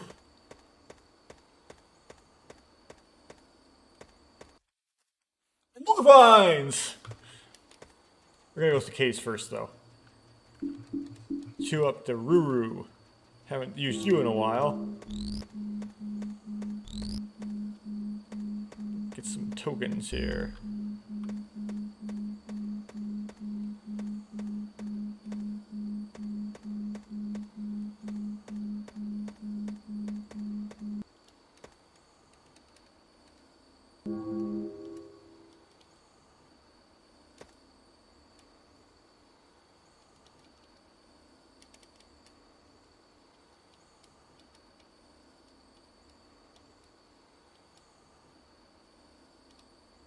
We'll stress you out.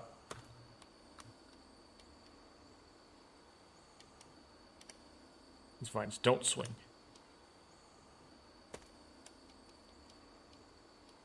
Okay. One more vine. And then this jump is really stressful. Can't see where you're jumping.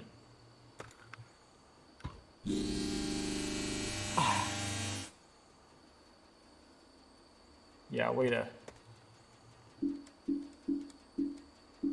make things hard.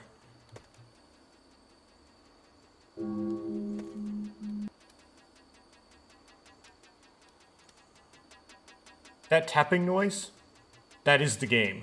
The game is making that tapping noise.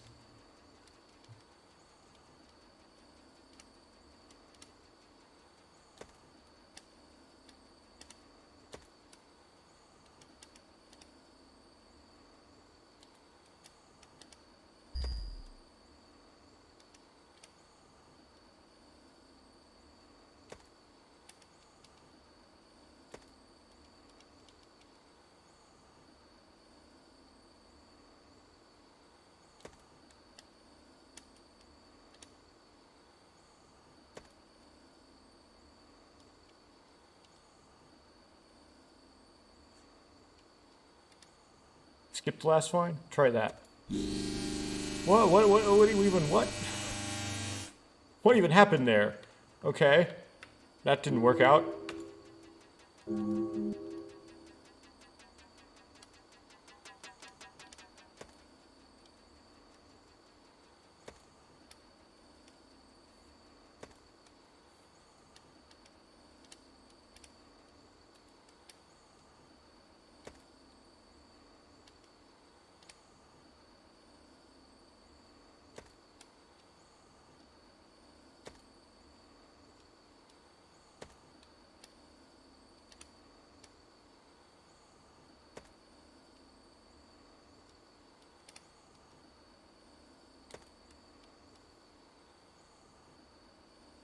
Okay, so I want to kind of drop.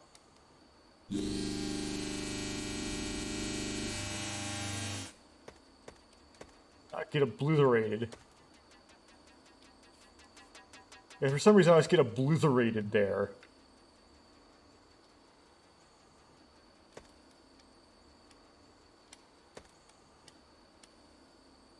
I don't know what I'm hitting that's obliterating me.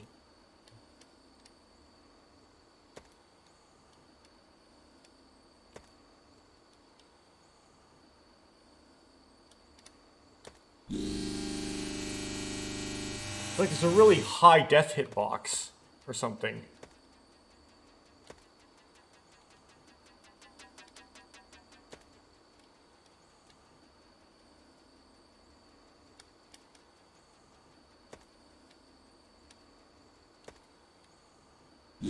But then I don't die till we're down there.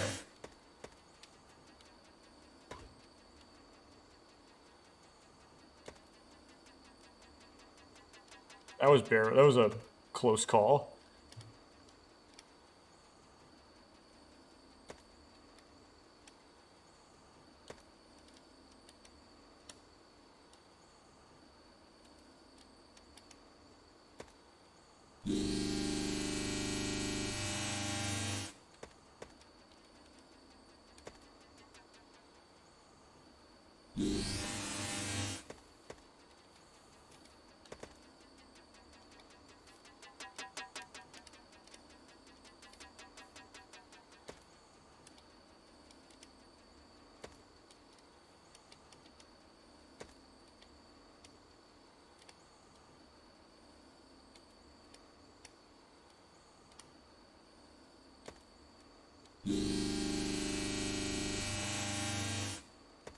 Oh, gee.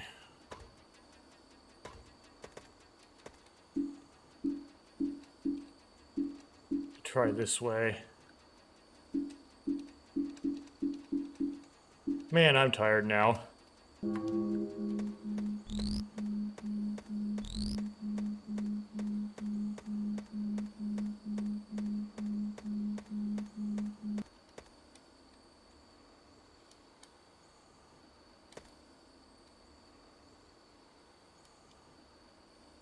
Skips a few vines.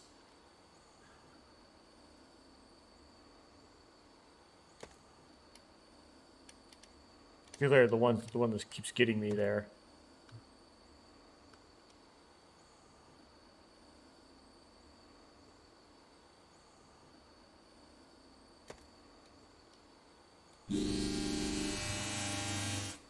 So really hard to hit it.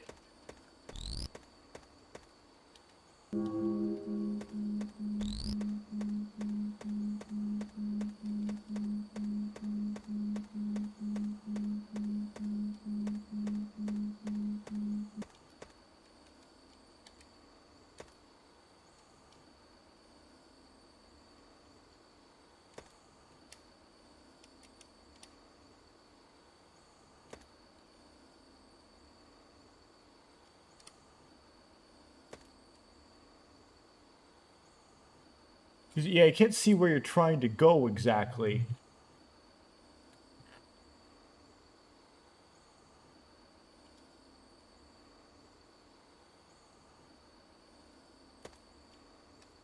It's farther forward. Okay. At least I got that information.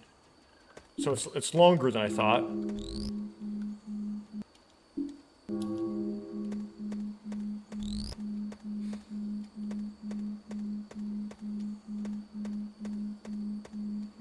Why does it get sucked down those passages? Okay. Oh, do I have like weight on one of my fingers or something? Okay. Am I doing that sinking into the key stuff again? No.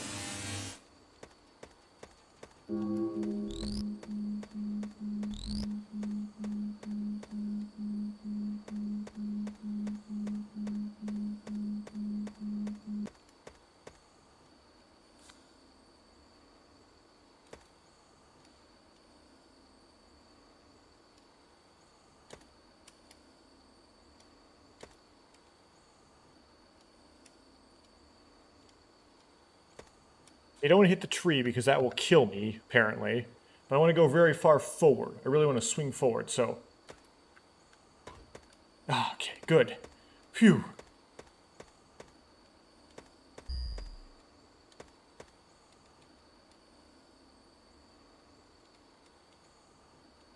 Go down the steps.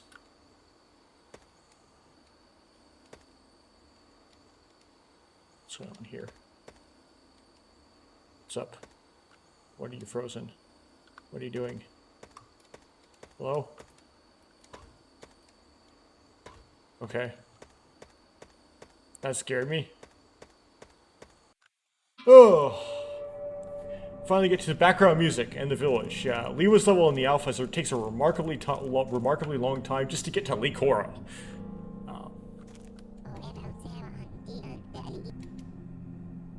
Yeah, it would be so hard to get to.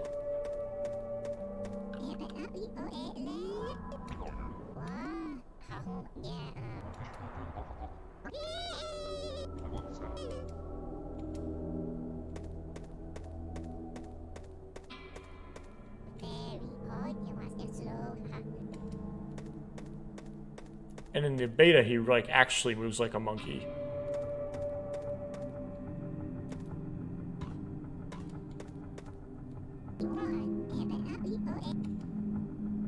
Oops, accidentally activated the Ruru.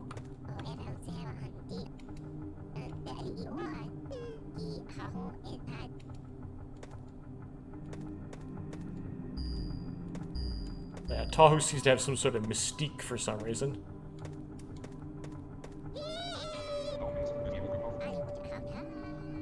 Ah! We know what a Vololuta launcher is from from Tales of the Tahunga / Quest for the Toa. And you get Vololuta launcher to ride a Kiwa bird. It's the minigame from Quest for the Toa for Lee-Koro. Oh, it launches the Vololuta, a spherical object that can act both as a grappling hook and a powerful gravity source, pulling items within a certain radius towards it at great speed. Sounds technical. It's a game mechanic. Use the Vololuta to knock other riders off their Kiwa birds.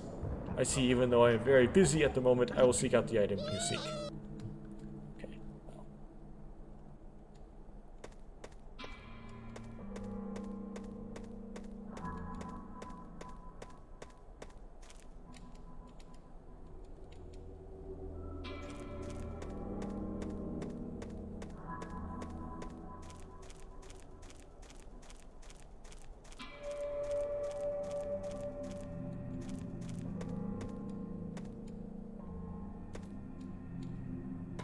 Ah.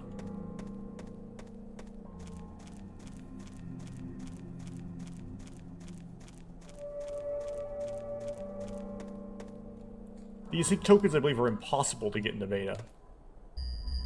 But they are possible to get in the alpha.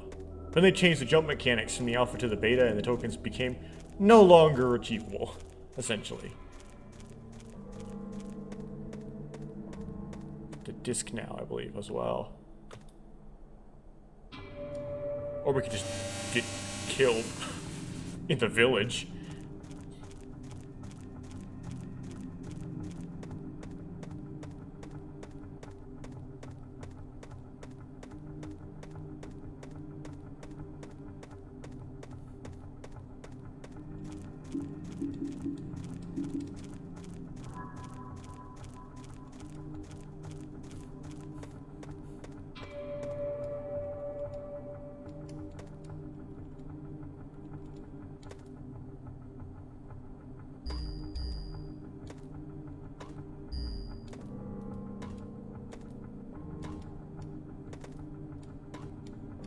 Yeah, how you get the disc, I believe, is you have to jump up from down from on high, directly on top of that hut.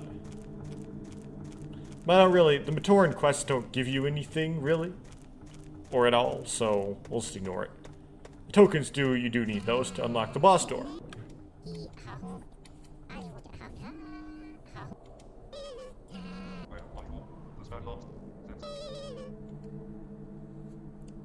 No, we won't bother. Pooey on you, Matoran, who lost your disc. We gotta go get the, Mahiki.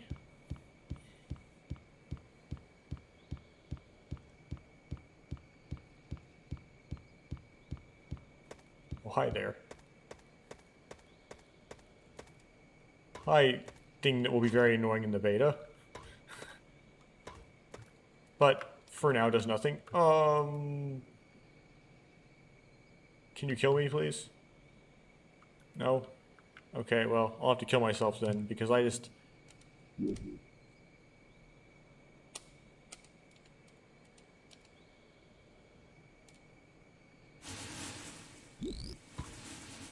triggered a thing that makes it so I can't... jump. It's very similar to what happens in the sliding water levels in the alpha as well. Like, it triggered that problem. Oh, okay.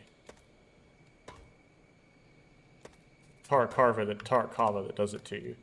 Yep, it messed me up. Okay. Try again.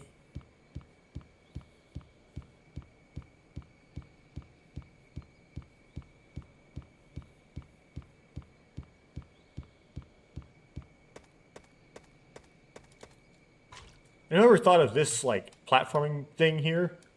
Really? There was, like, no creativity going into this whatsoever.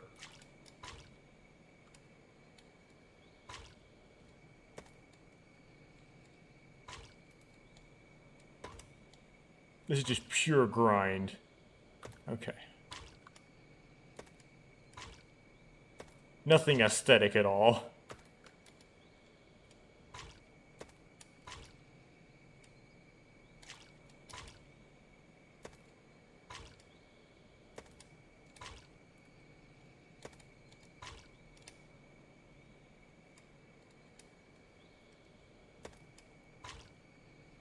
In the beta, they add other branches with leaves on them, which really doesn't help. But makes it look a little bit less stupid. It makes it not easier, though. It makes it harder because you can't see as much.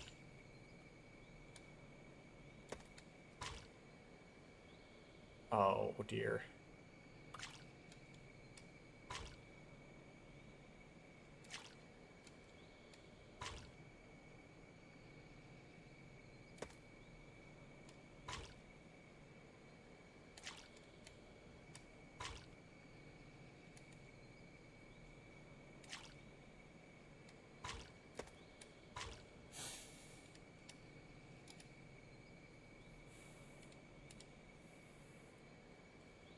Somehow survive this stuff now.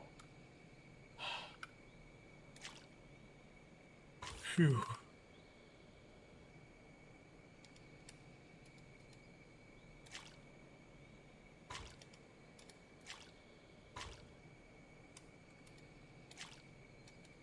Yes.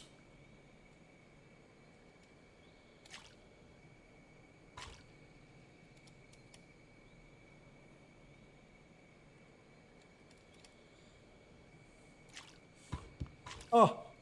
Oh. Whew.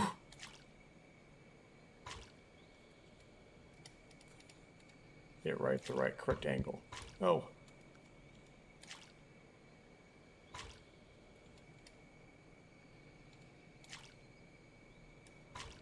Good.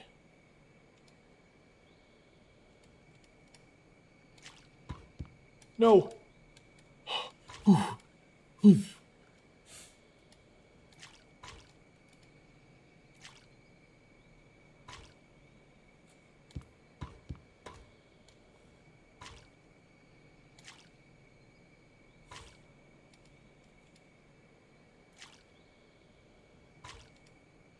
So I don't want to platform all the way back up here.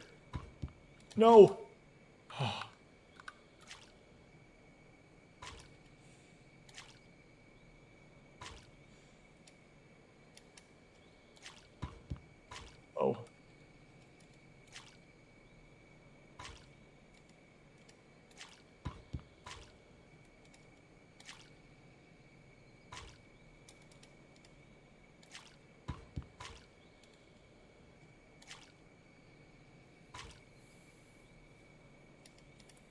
Sweaty fingers time.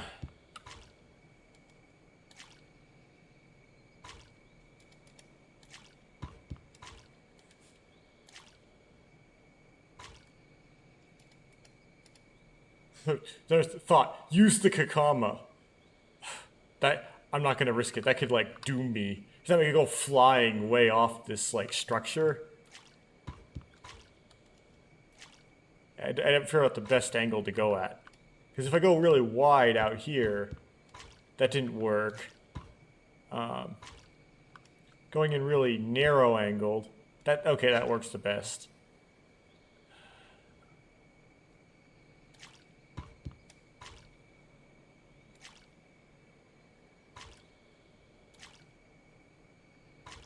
Just go in really narrow. Whoa. Okay. You survived. Good.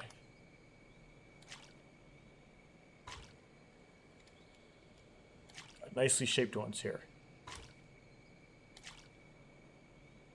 Just as you go up, they protrude out from the wall shorter and shorter distances, and that makes them harder to ledge grab onto.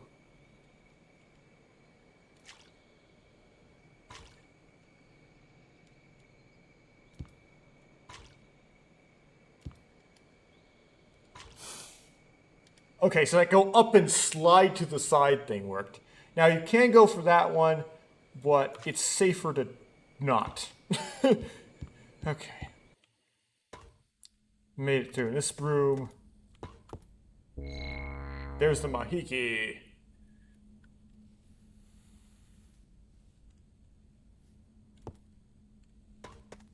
I survived.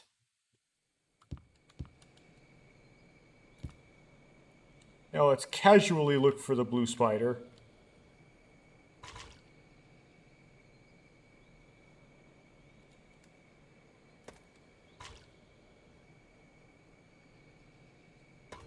Or not. There's a blue spider up there in like these side plateaus, sides of the canyon. If you want to find it, I'm feeling lazy. I'll just go. I came back in the way. I came back in the way I was trying to go out.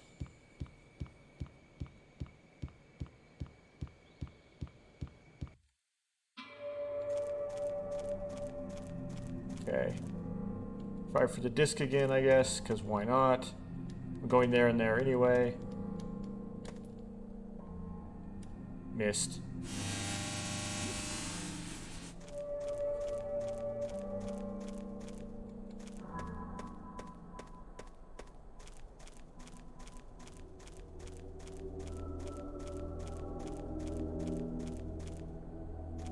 Go this way now.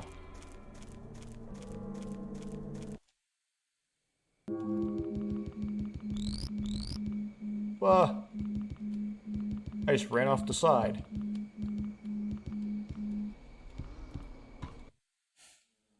Again, you're supposed to use the Mahiki to do that, but the Mahiki doesn't work in the alpha, so I use the Kakama.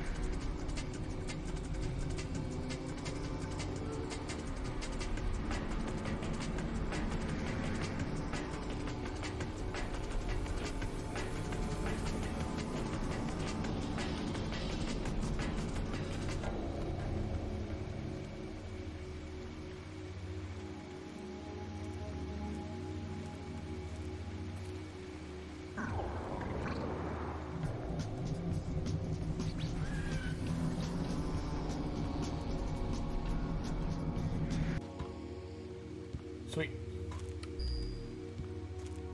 Get all the tokens. Mattel has no dialogue.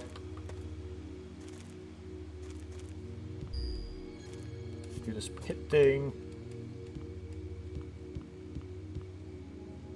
Yeah, let's just drop right on down in there.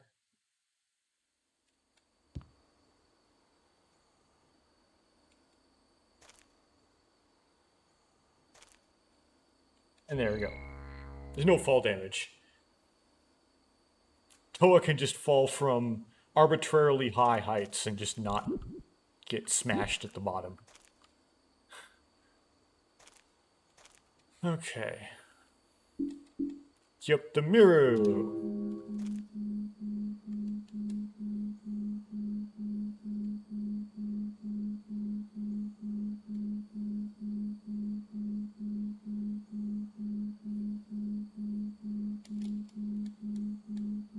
Well, I missed the token somehow.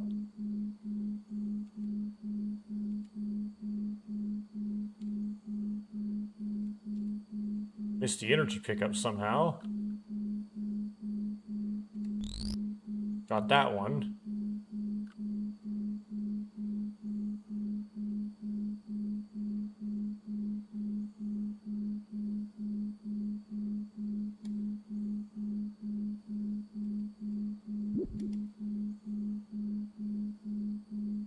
I guess there's supposed to be secrets in those little, like, those, like, hallways.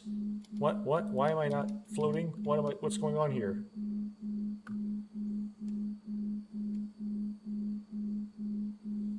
Oh yeah, the last one doesn't work, does it? Yeah, the last, like, jet doesn't work. That's the thing with this room. Okay.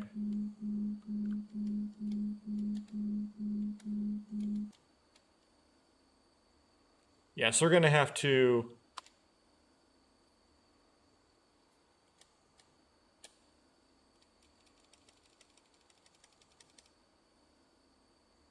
warp to the top because the jets don't work all the way up.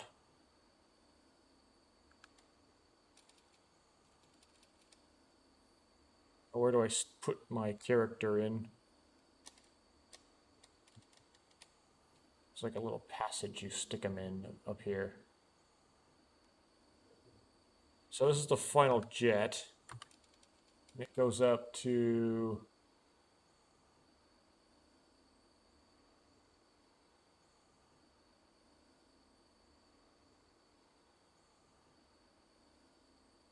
Is there an exit? Just come out the top.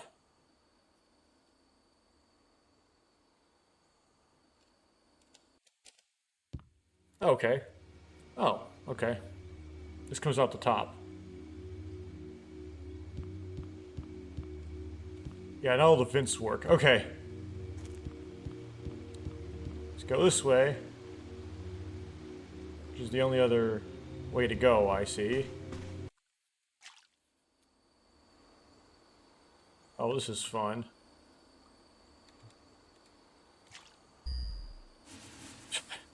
Now I have energy. I can use the Miru.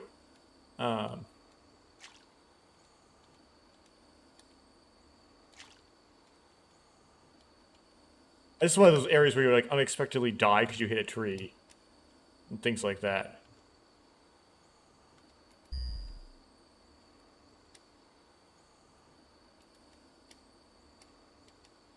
Okay, we have to make this stupid jump.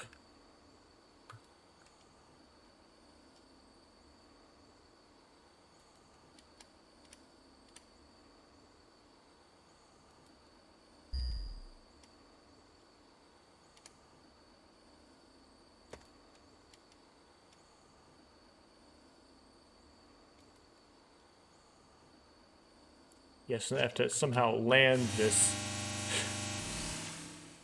Okay, so I'm going to solve this area the following way. Well, whoops, what,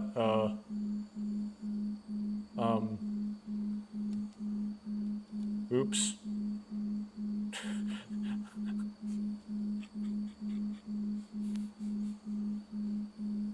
This is not the intention,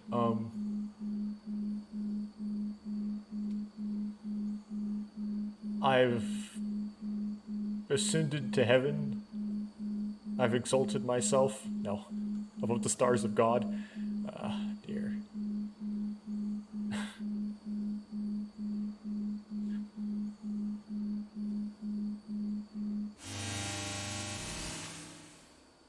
Okay, let's try again. Oh, no, oops. Okay.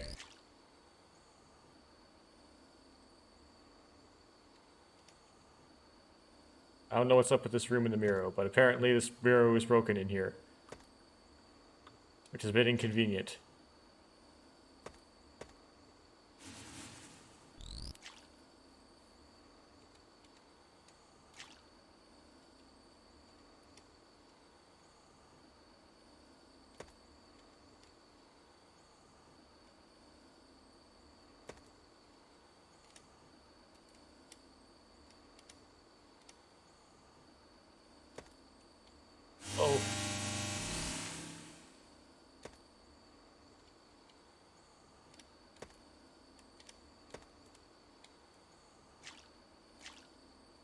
That was kind of a nice save, but I didn't want to care. Okay.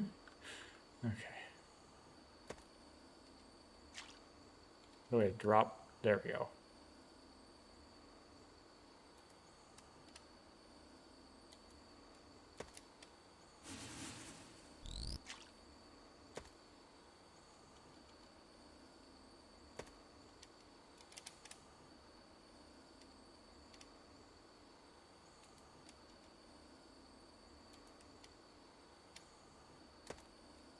Whoa.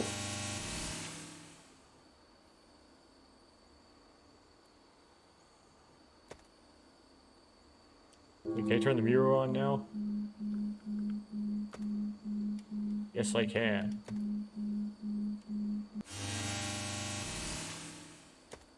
It still shoots me up into the sky, though.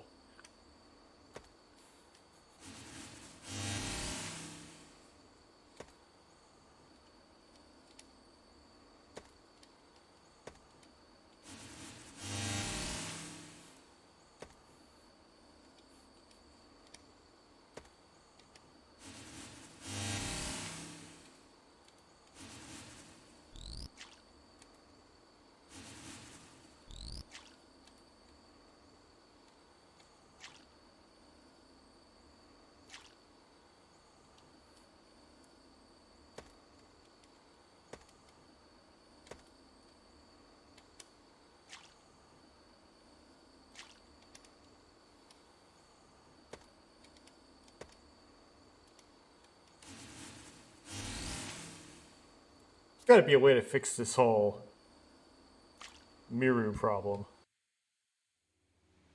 Okay.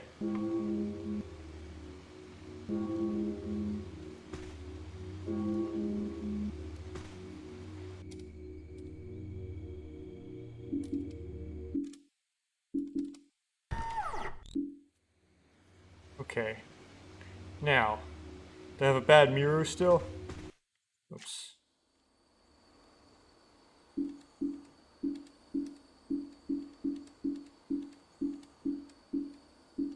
Oh, I have no mirror. Okay.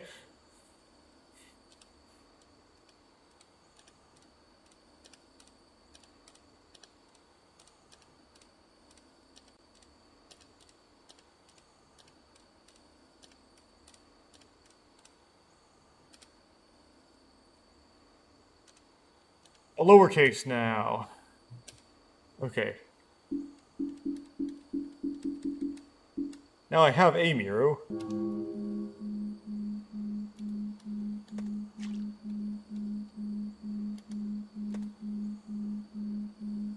And now it's working fine. Okay.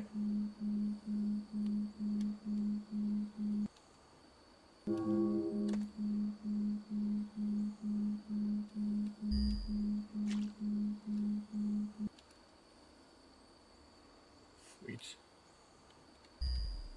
It makes this a lot easier when the mirror is actually like working like it's supposed to.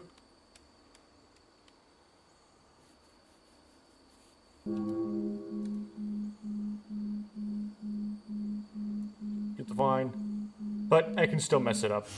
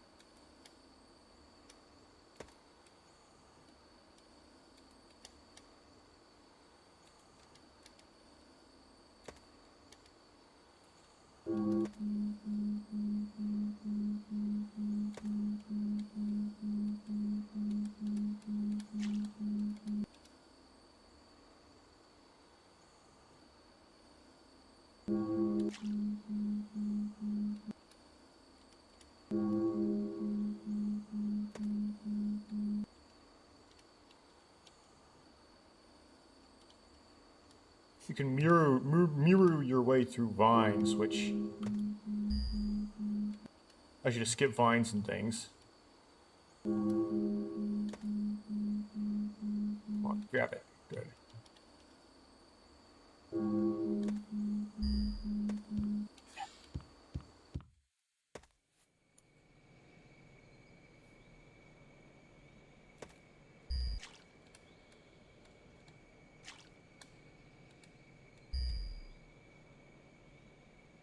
Now there are vines here, but they don't work. Of course, they're blue, so we just can't go that way, unfortunately, and get those tokens. Yeah, there's some also energy here that's misaligned, so we get to this point, we just go through.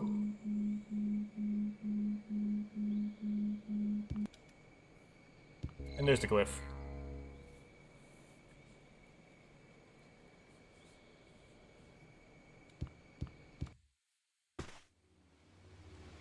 Yeah, that spits us out way up here. Miru!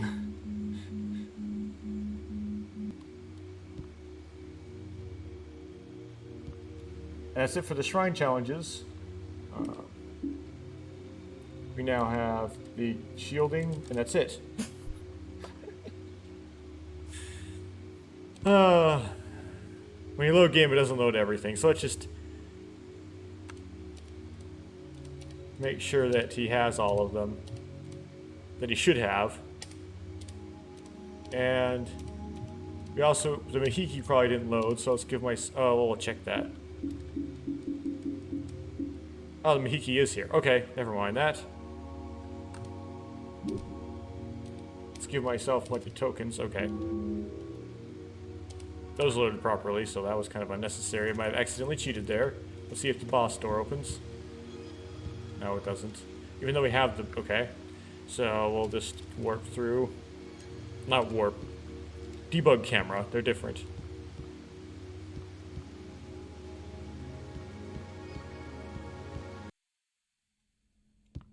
That was weird. And you had to do this fight here in the beta, but there's no enemies in the alpha, so we just keep going.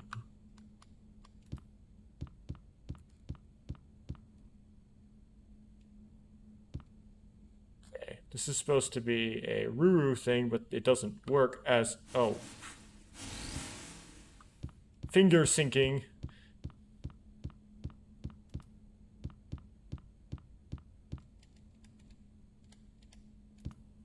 Yeah, it doesn't work as intended, so we just... Excuse me. I don't have a cough button. You want to queue up the Miru instead, actually.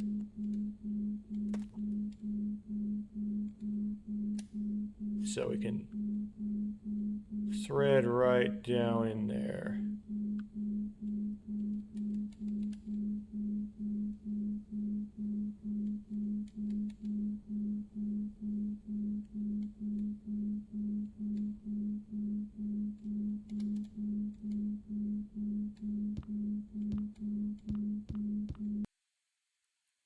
End boss. Which kind of has some functionality to it, but it's not working perfectly. So I don't think it's actually beatable, but I don't actually know for certain.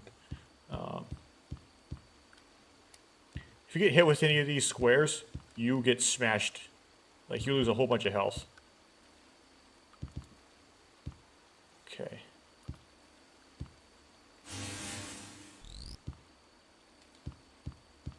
Yeah, you cannot afford to get hit with a square.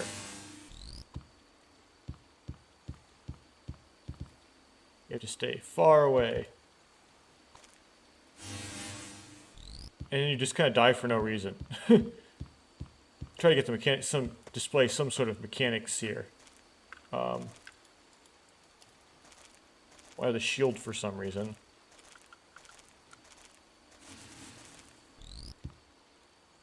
Give me the energy ball. There we go.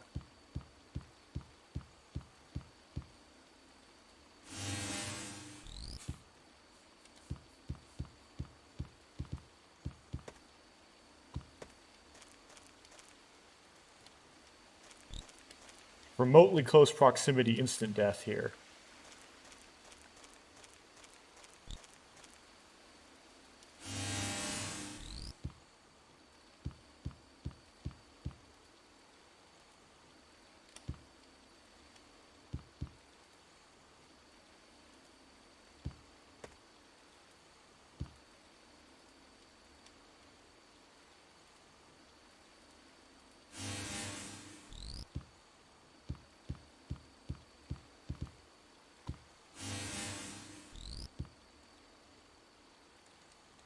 Let's cure up the whirlwind and see if that does anything.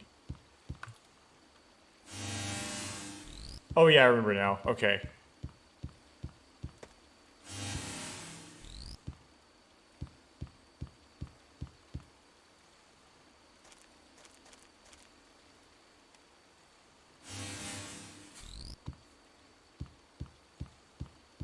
Yeah, use the whirlwind glyph to push it back.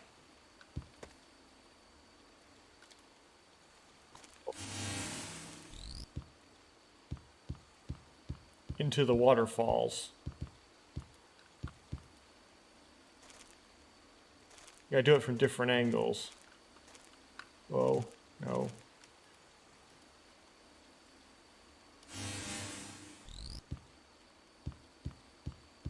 Okay, 2 waterfalls down. 1 to go.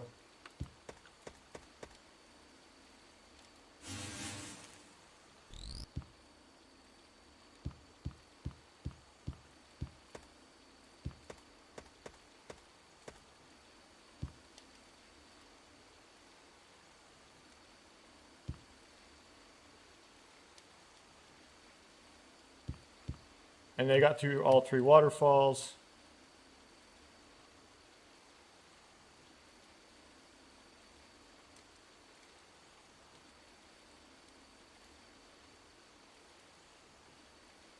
And there's nothing more I can do. And so that's all I can do. And that will be it for Lewa's level. So let's quit out of Lewa's level. And for some reason the boss text is still left on the screen. And then check what time it is. For me. Okay, it looks like I should stop recording now. So this is going to turn into 3 parts total for the Legend of Matanui. Alpha, we're going to do Tahu's level and the Makuta level in the next recording. If you watched that, thank you for watching that. And good luck with whatever you're trying to do. You probably just heard an outro. However, it can't end here because in the ensuing day, I realized that there are some parts of Kopaka and Lewa's level that I had missed.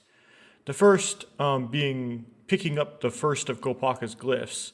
The second being doing the dance of Lewa.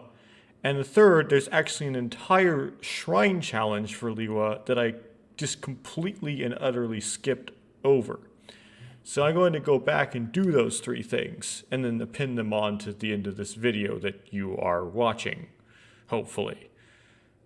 So I'll just do that, and hopefully it will be quick. So start with Kopaka.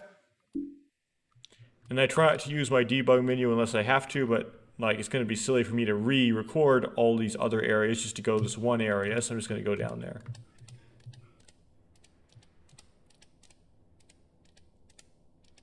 See me diddle with this debug menu. And then this is titled, if you look at the bottom of the screen, which you may not be able to see because YouTube compresses this video so much, features that small or unreadable, it says GLY1. And any GLY areas are glyph areas. It's short for glyph. So that indicates that there should be a glyph in here somewhere. The store does not work as usual.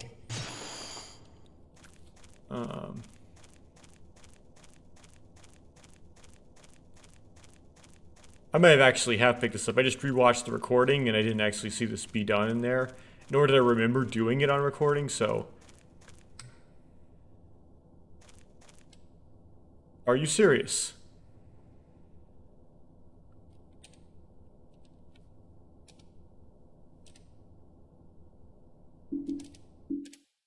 I'm going to have to kill the game in order to get it to restore. That's kind of awkward. Okay, let me try again.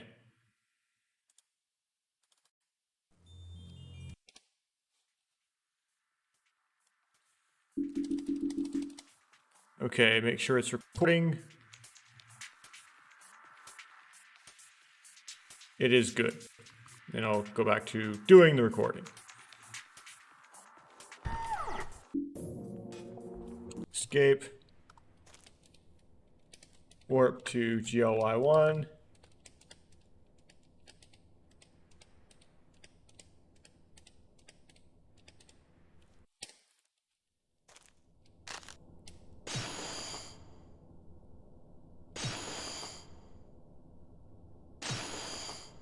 Debug menu through the door.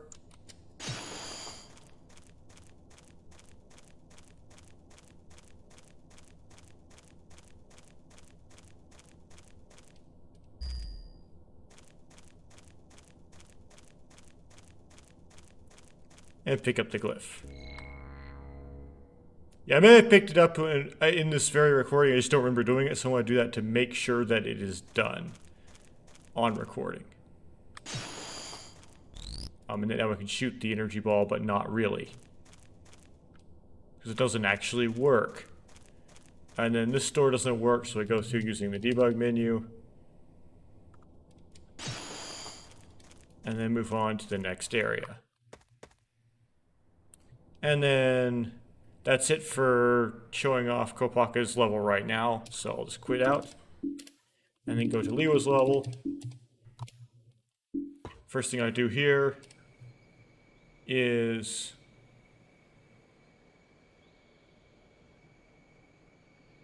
oh no, cutscene played. That's interesting.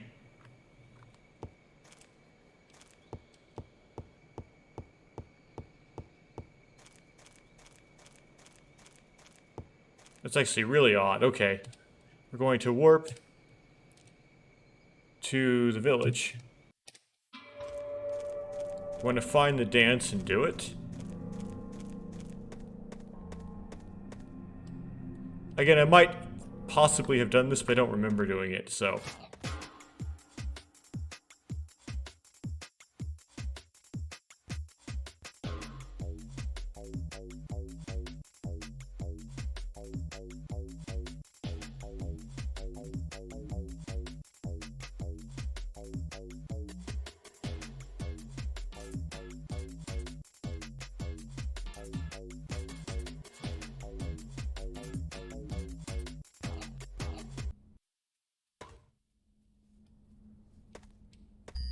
Great. And Matau's eyes famously have no color. Oh yeah, this. Yeah. I definitely did not do the dance because I had not experienced this. Matau's hut doesn't have an exit door. There's no way to get into his hut in any other way besides through the dance. So when you exit it, it doesn't know what start, there's no start position mapped to that besides just the center of the village in midair. So you just drop into oblivion.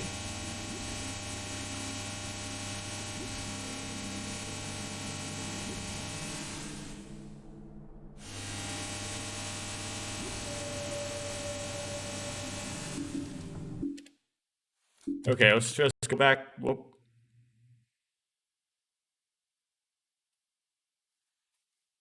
Well, it crashed.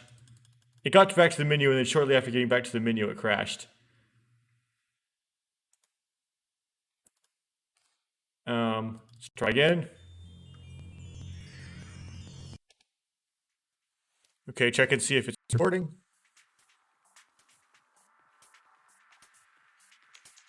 Not quite yet.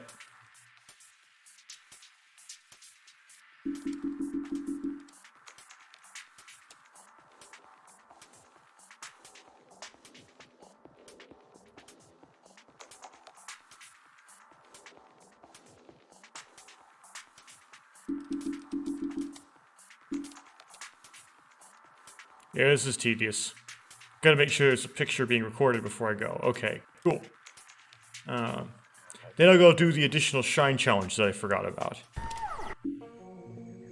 Oh, now the cutscene plays. We're going to warp to the shrine.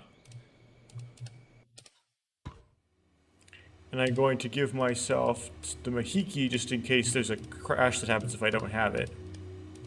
Even though I don't actually use it in here anywhere. Illusion. And the Miru, because I will actually need that.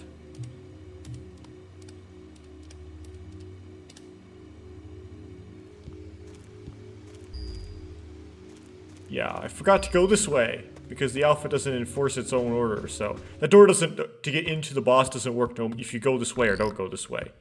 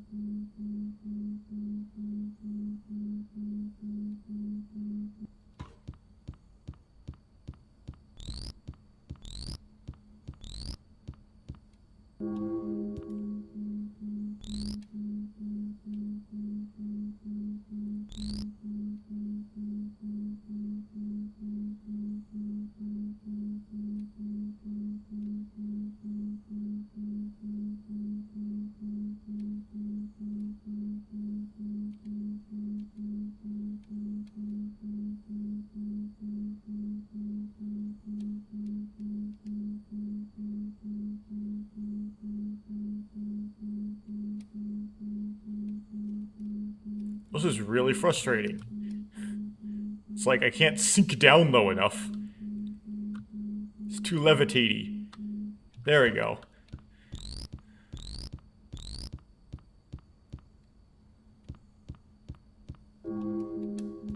This is gonna be really long, and I'm not gonna even be able to finish it.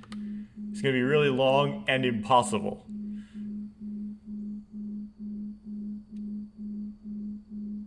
There's one type of game I didn't actually mention in my whole list of reasons why people play games, or one that really fits into any of those reasons, and that was what I would call the dating sim. And there's a reason for that, and I'll just ignore it for now. Now, technically I played a dating sim, because it was the beginning of a series, and actually I recorded it for the YouTube channel, and probably, if my plan goes right, the first episodes of that actually have been posted by the time this is posted. But I did it because it was the beginning of a series where the later games were not dating sims and reportedly pretty good, but the first installment was a dating sim.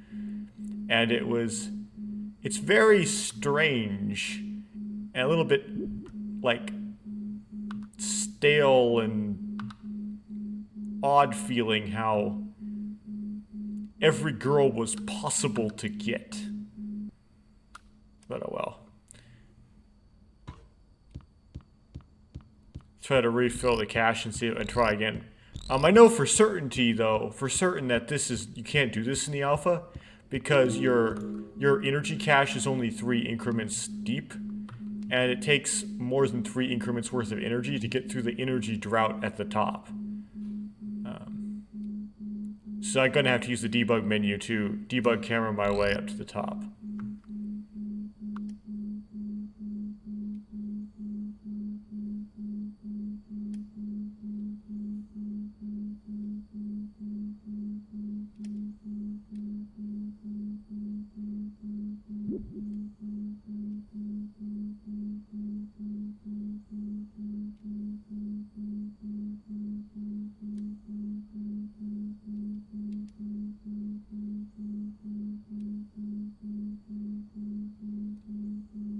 Or I'm gonna debug menu myself some energy. That's another way to go through this. That's probably what I'll do.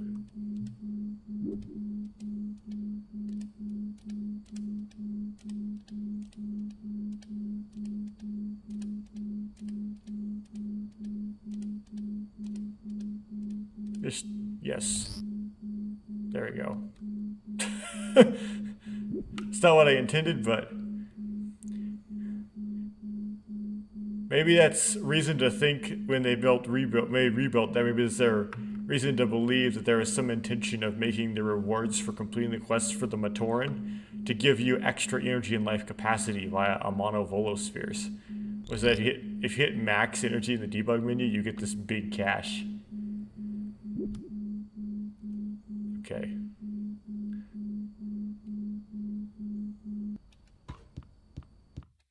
And that gets me through there. On to this part where you're supposed to have to slide down this while simultaneously using the Ruru. But they haven't made the Ruru, the black tech, they haven't colored the stuff black yet. I mean, the Ruru, I think, works on it. Right, it gives it the right color, but they haven't colored this black, so you can still see it without the Ruru. And the sliding physics isn't enabled, so you just have to walk down it. And it is very long. So we're going to use the Kakama.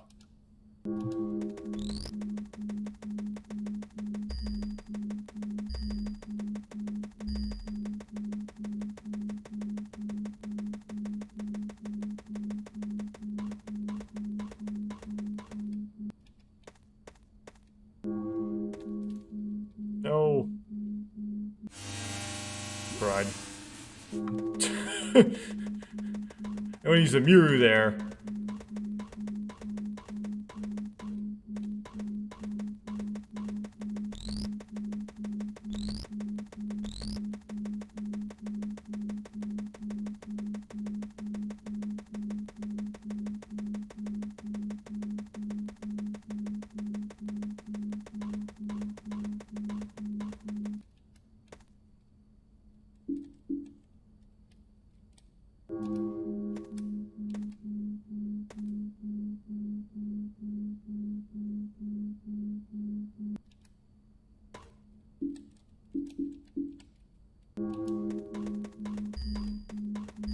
Stop galloping.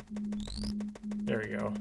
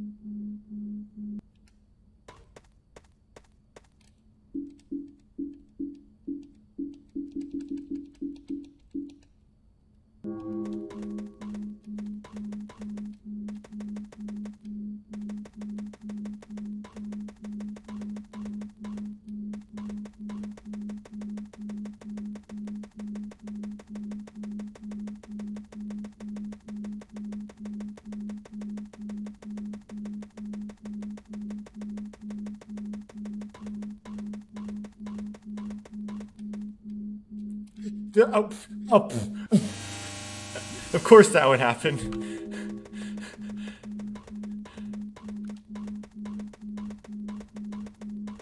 It's like it's completely ruined now. There we go.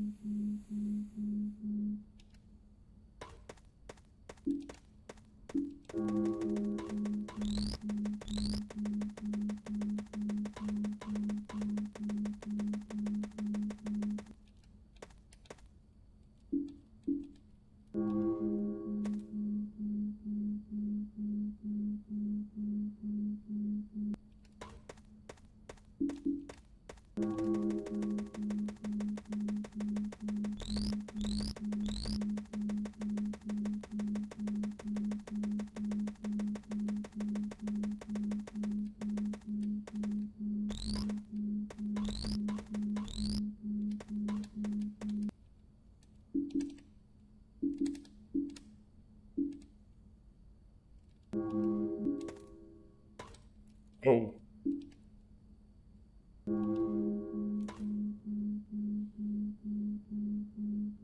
Accidentally triggered the Huna.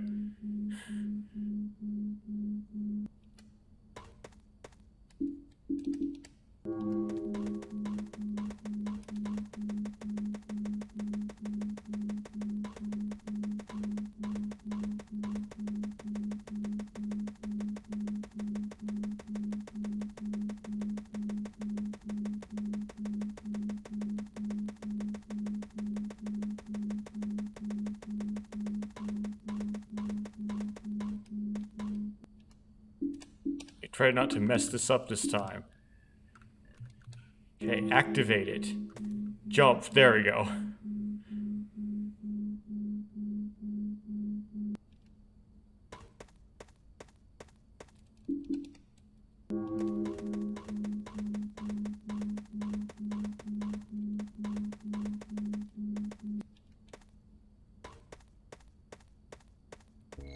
And we finally got the glyph.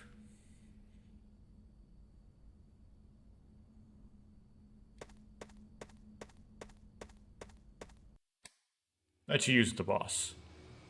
And you get ejected way up here.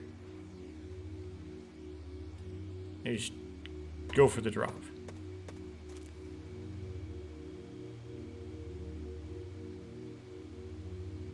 This happens, I think, to be the same exit place as the other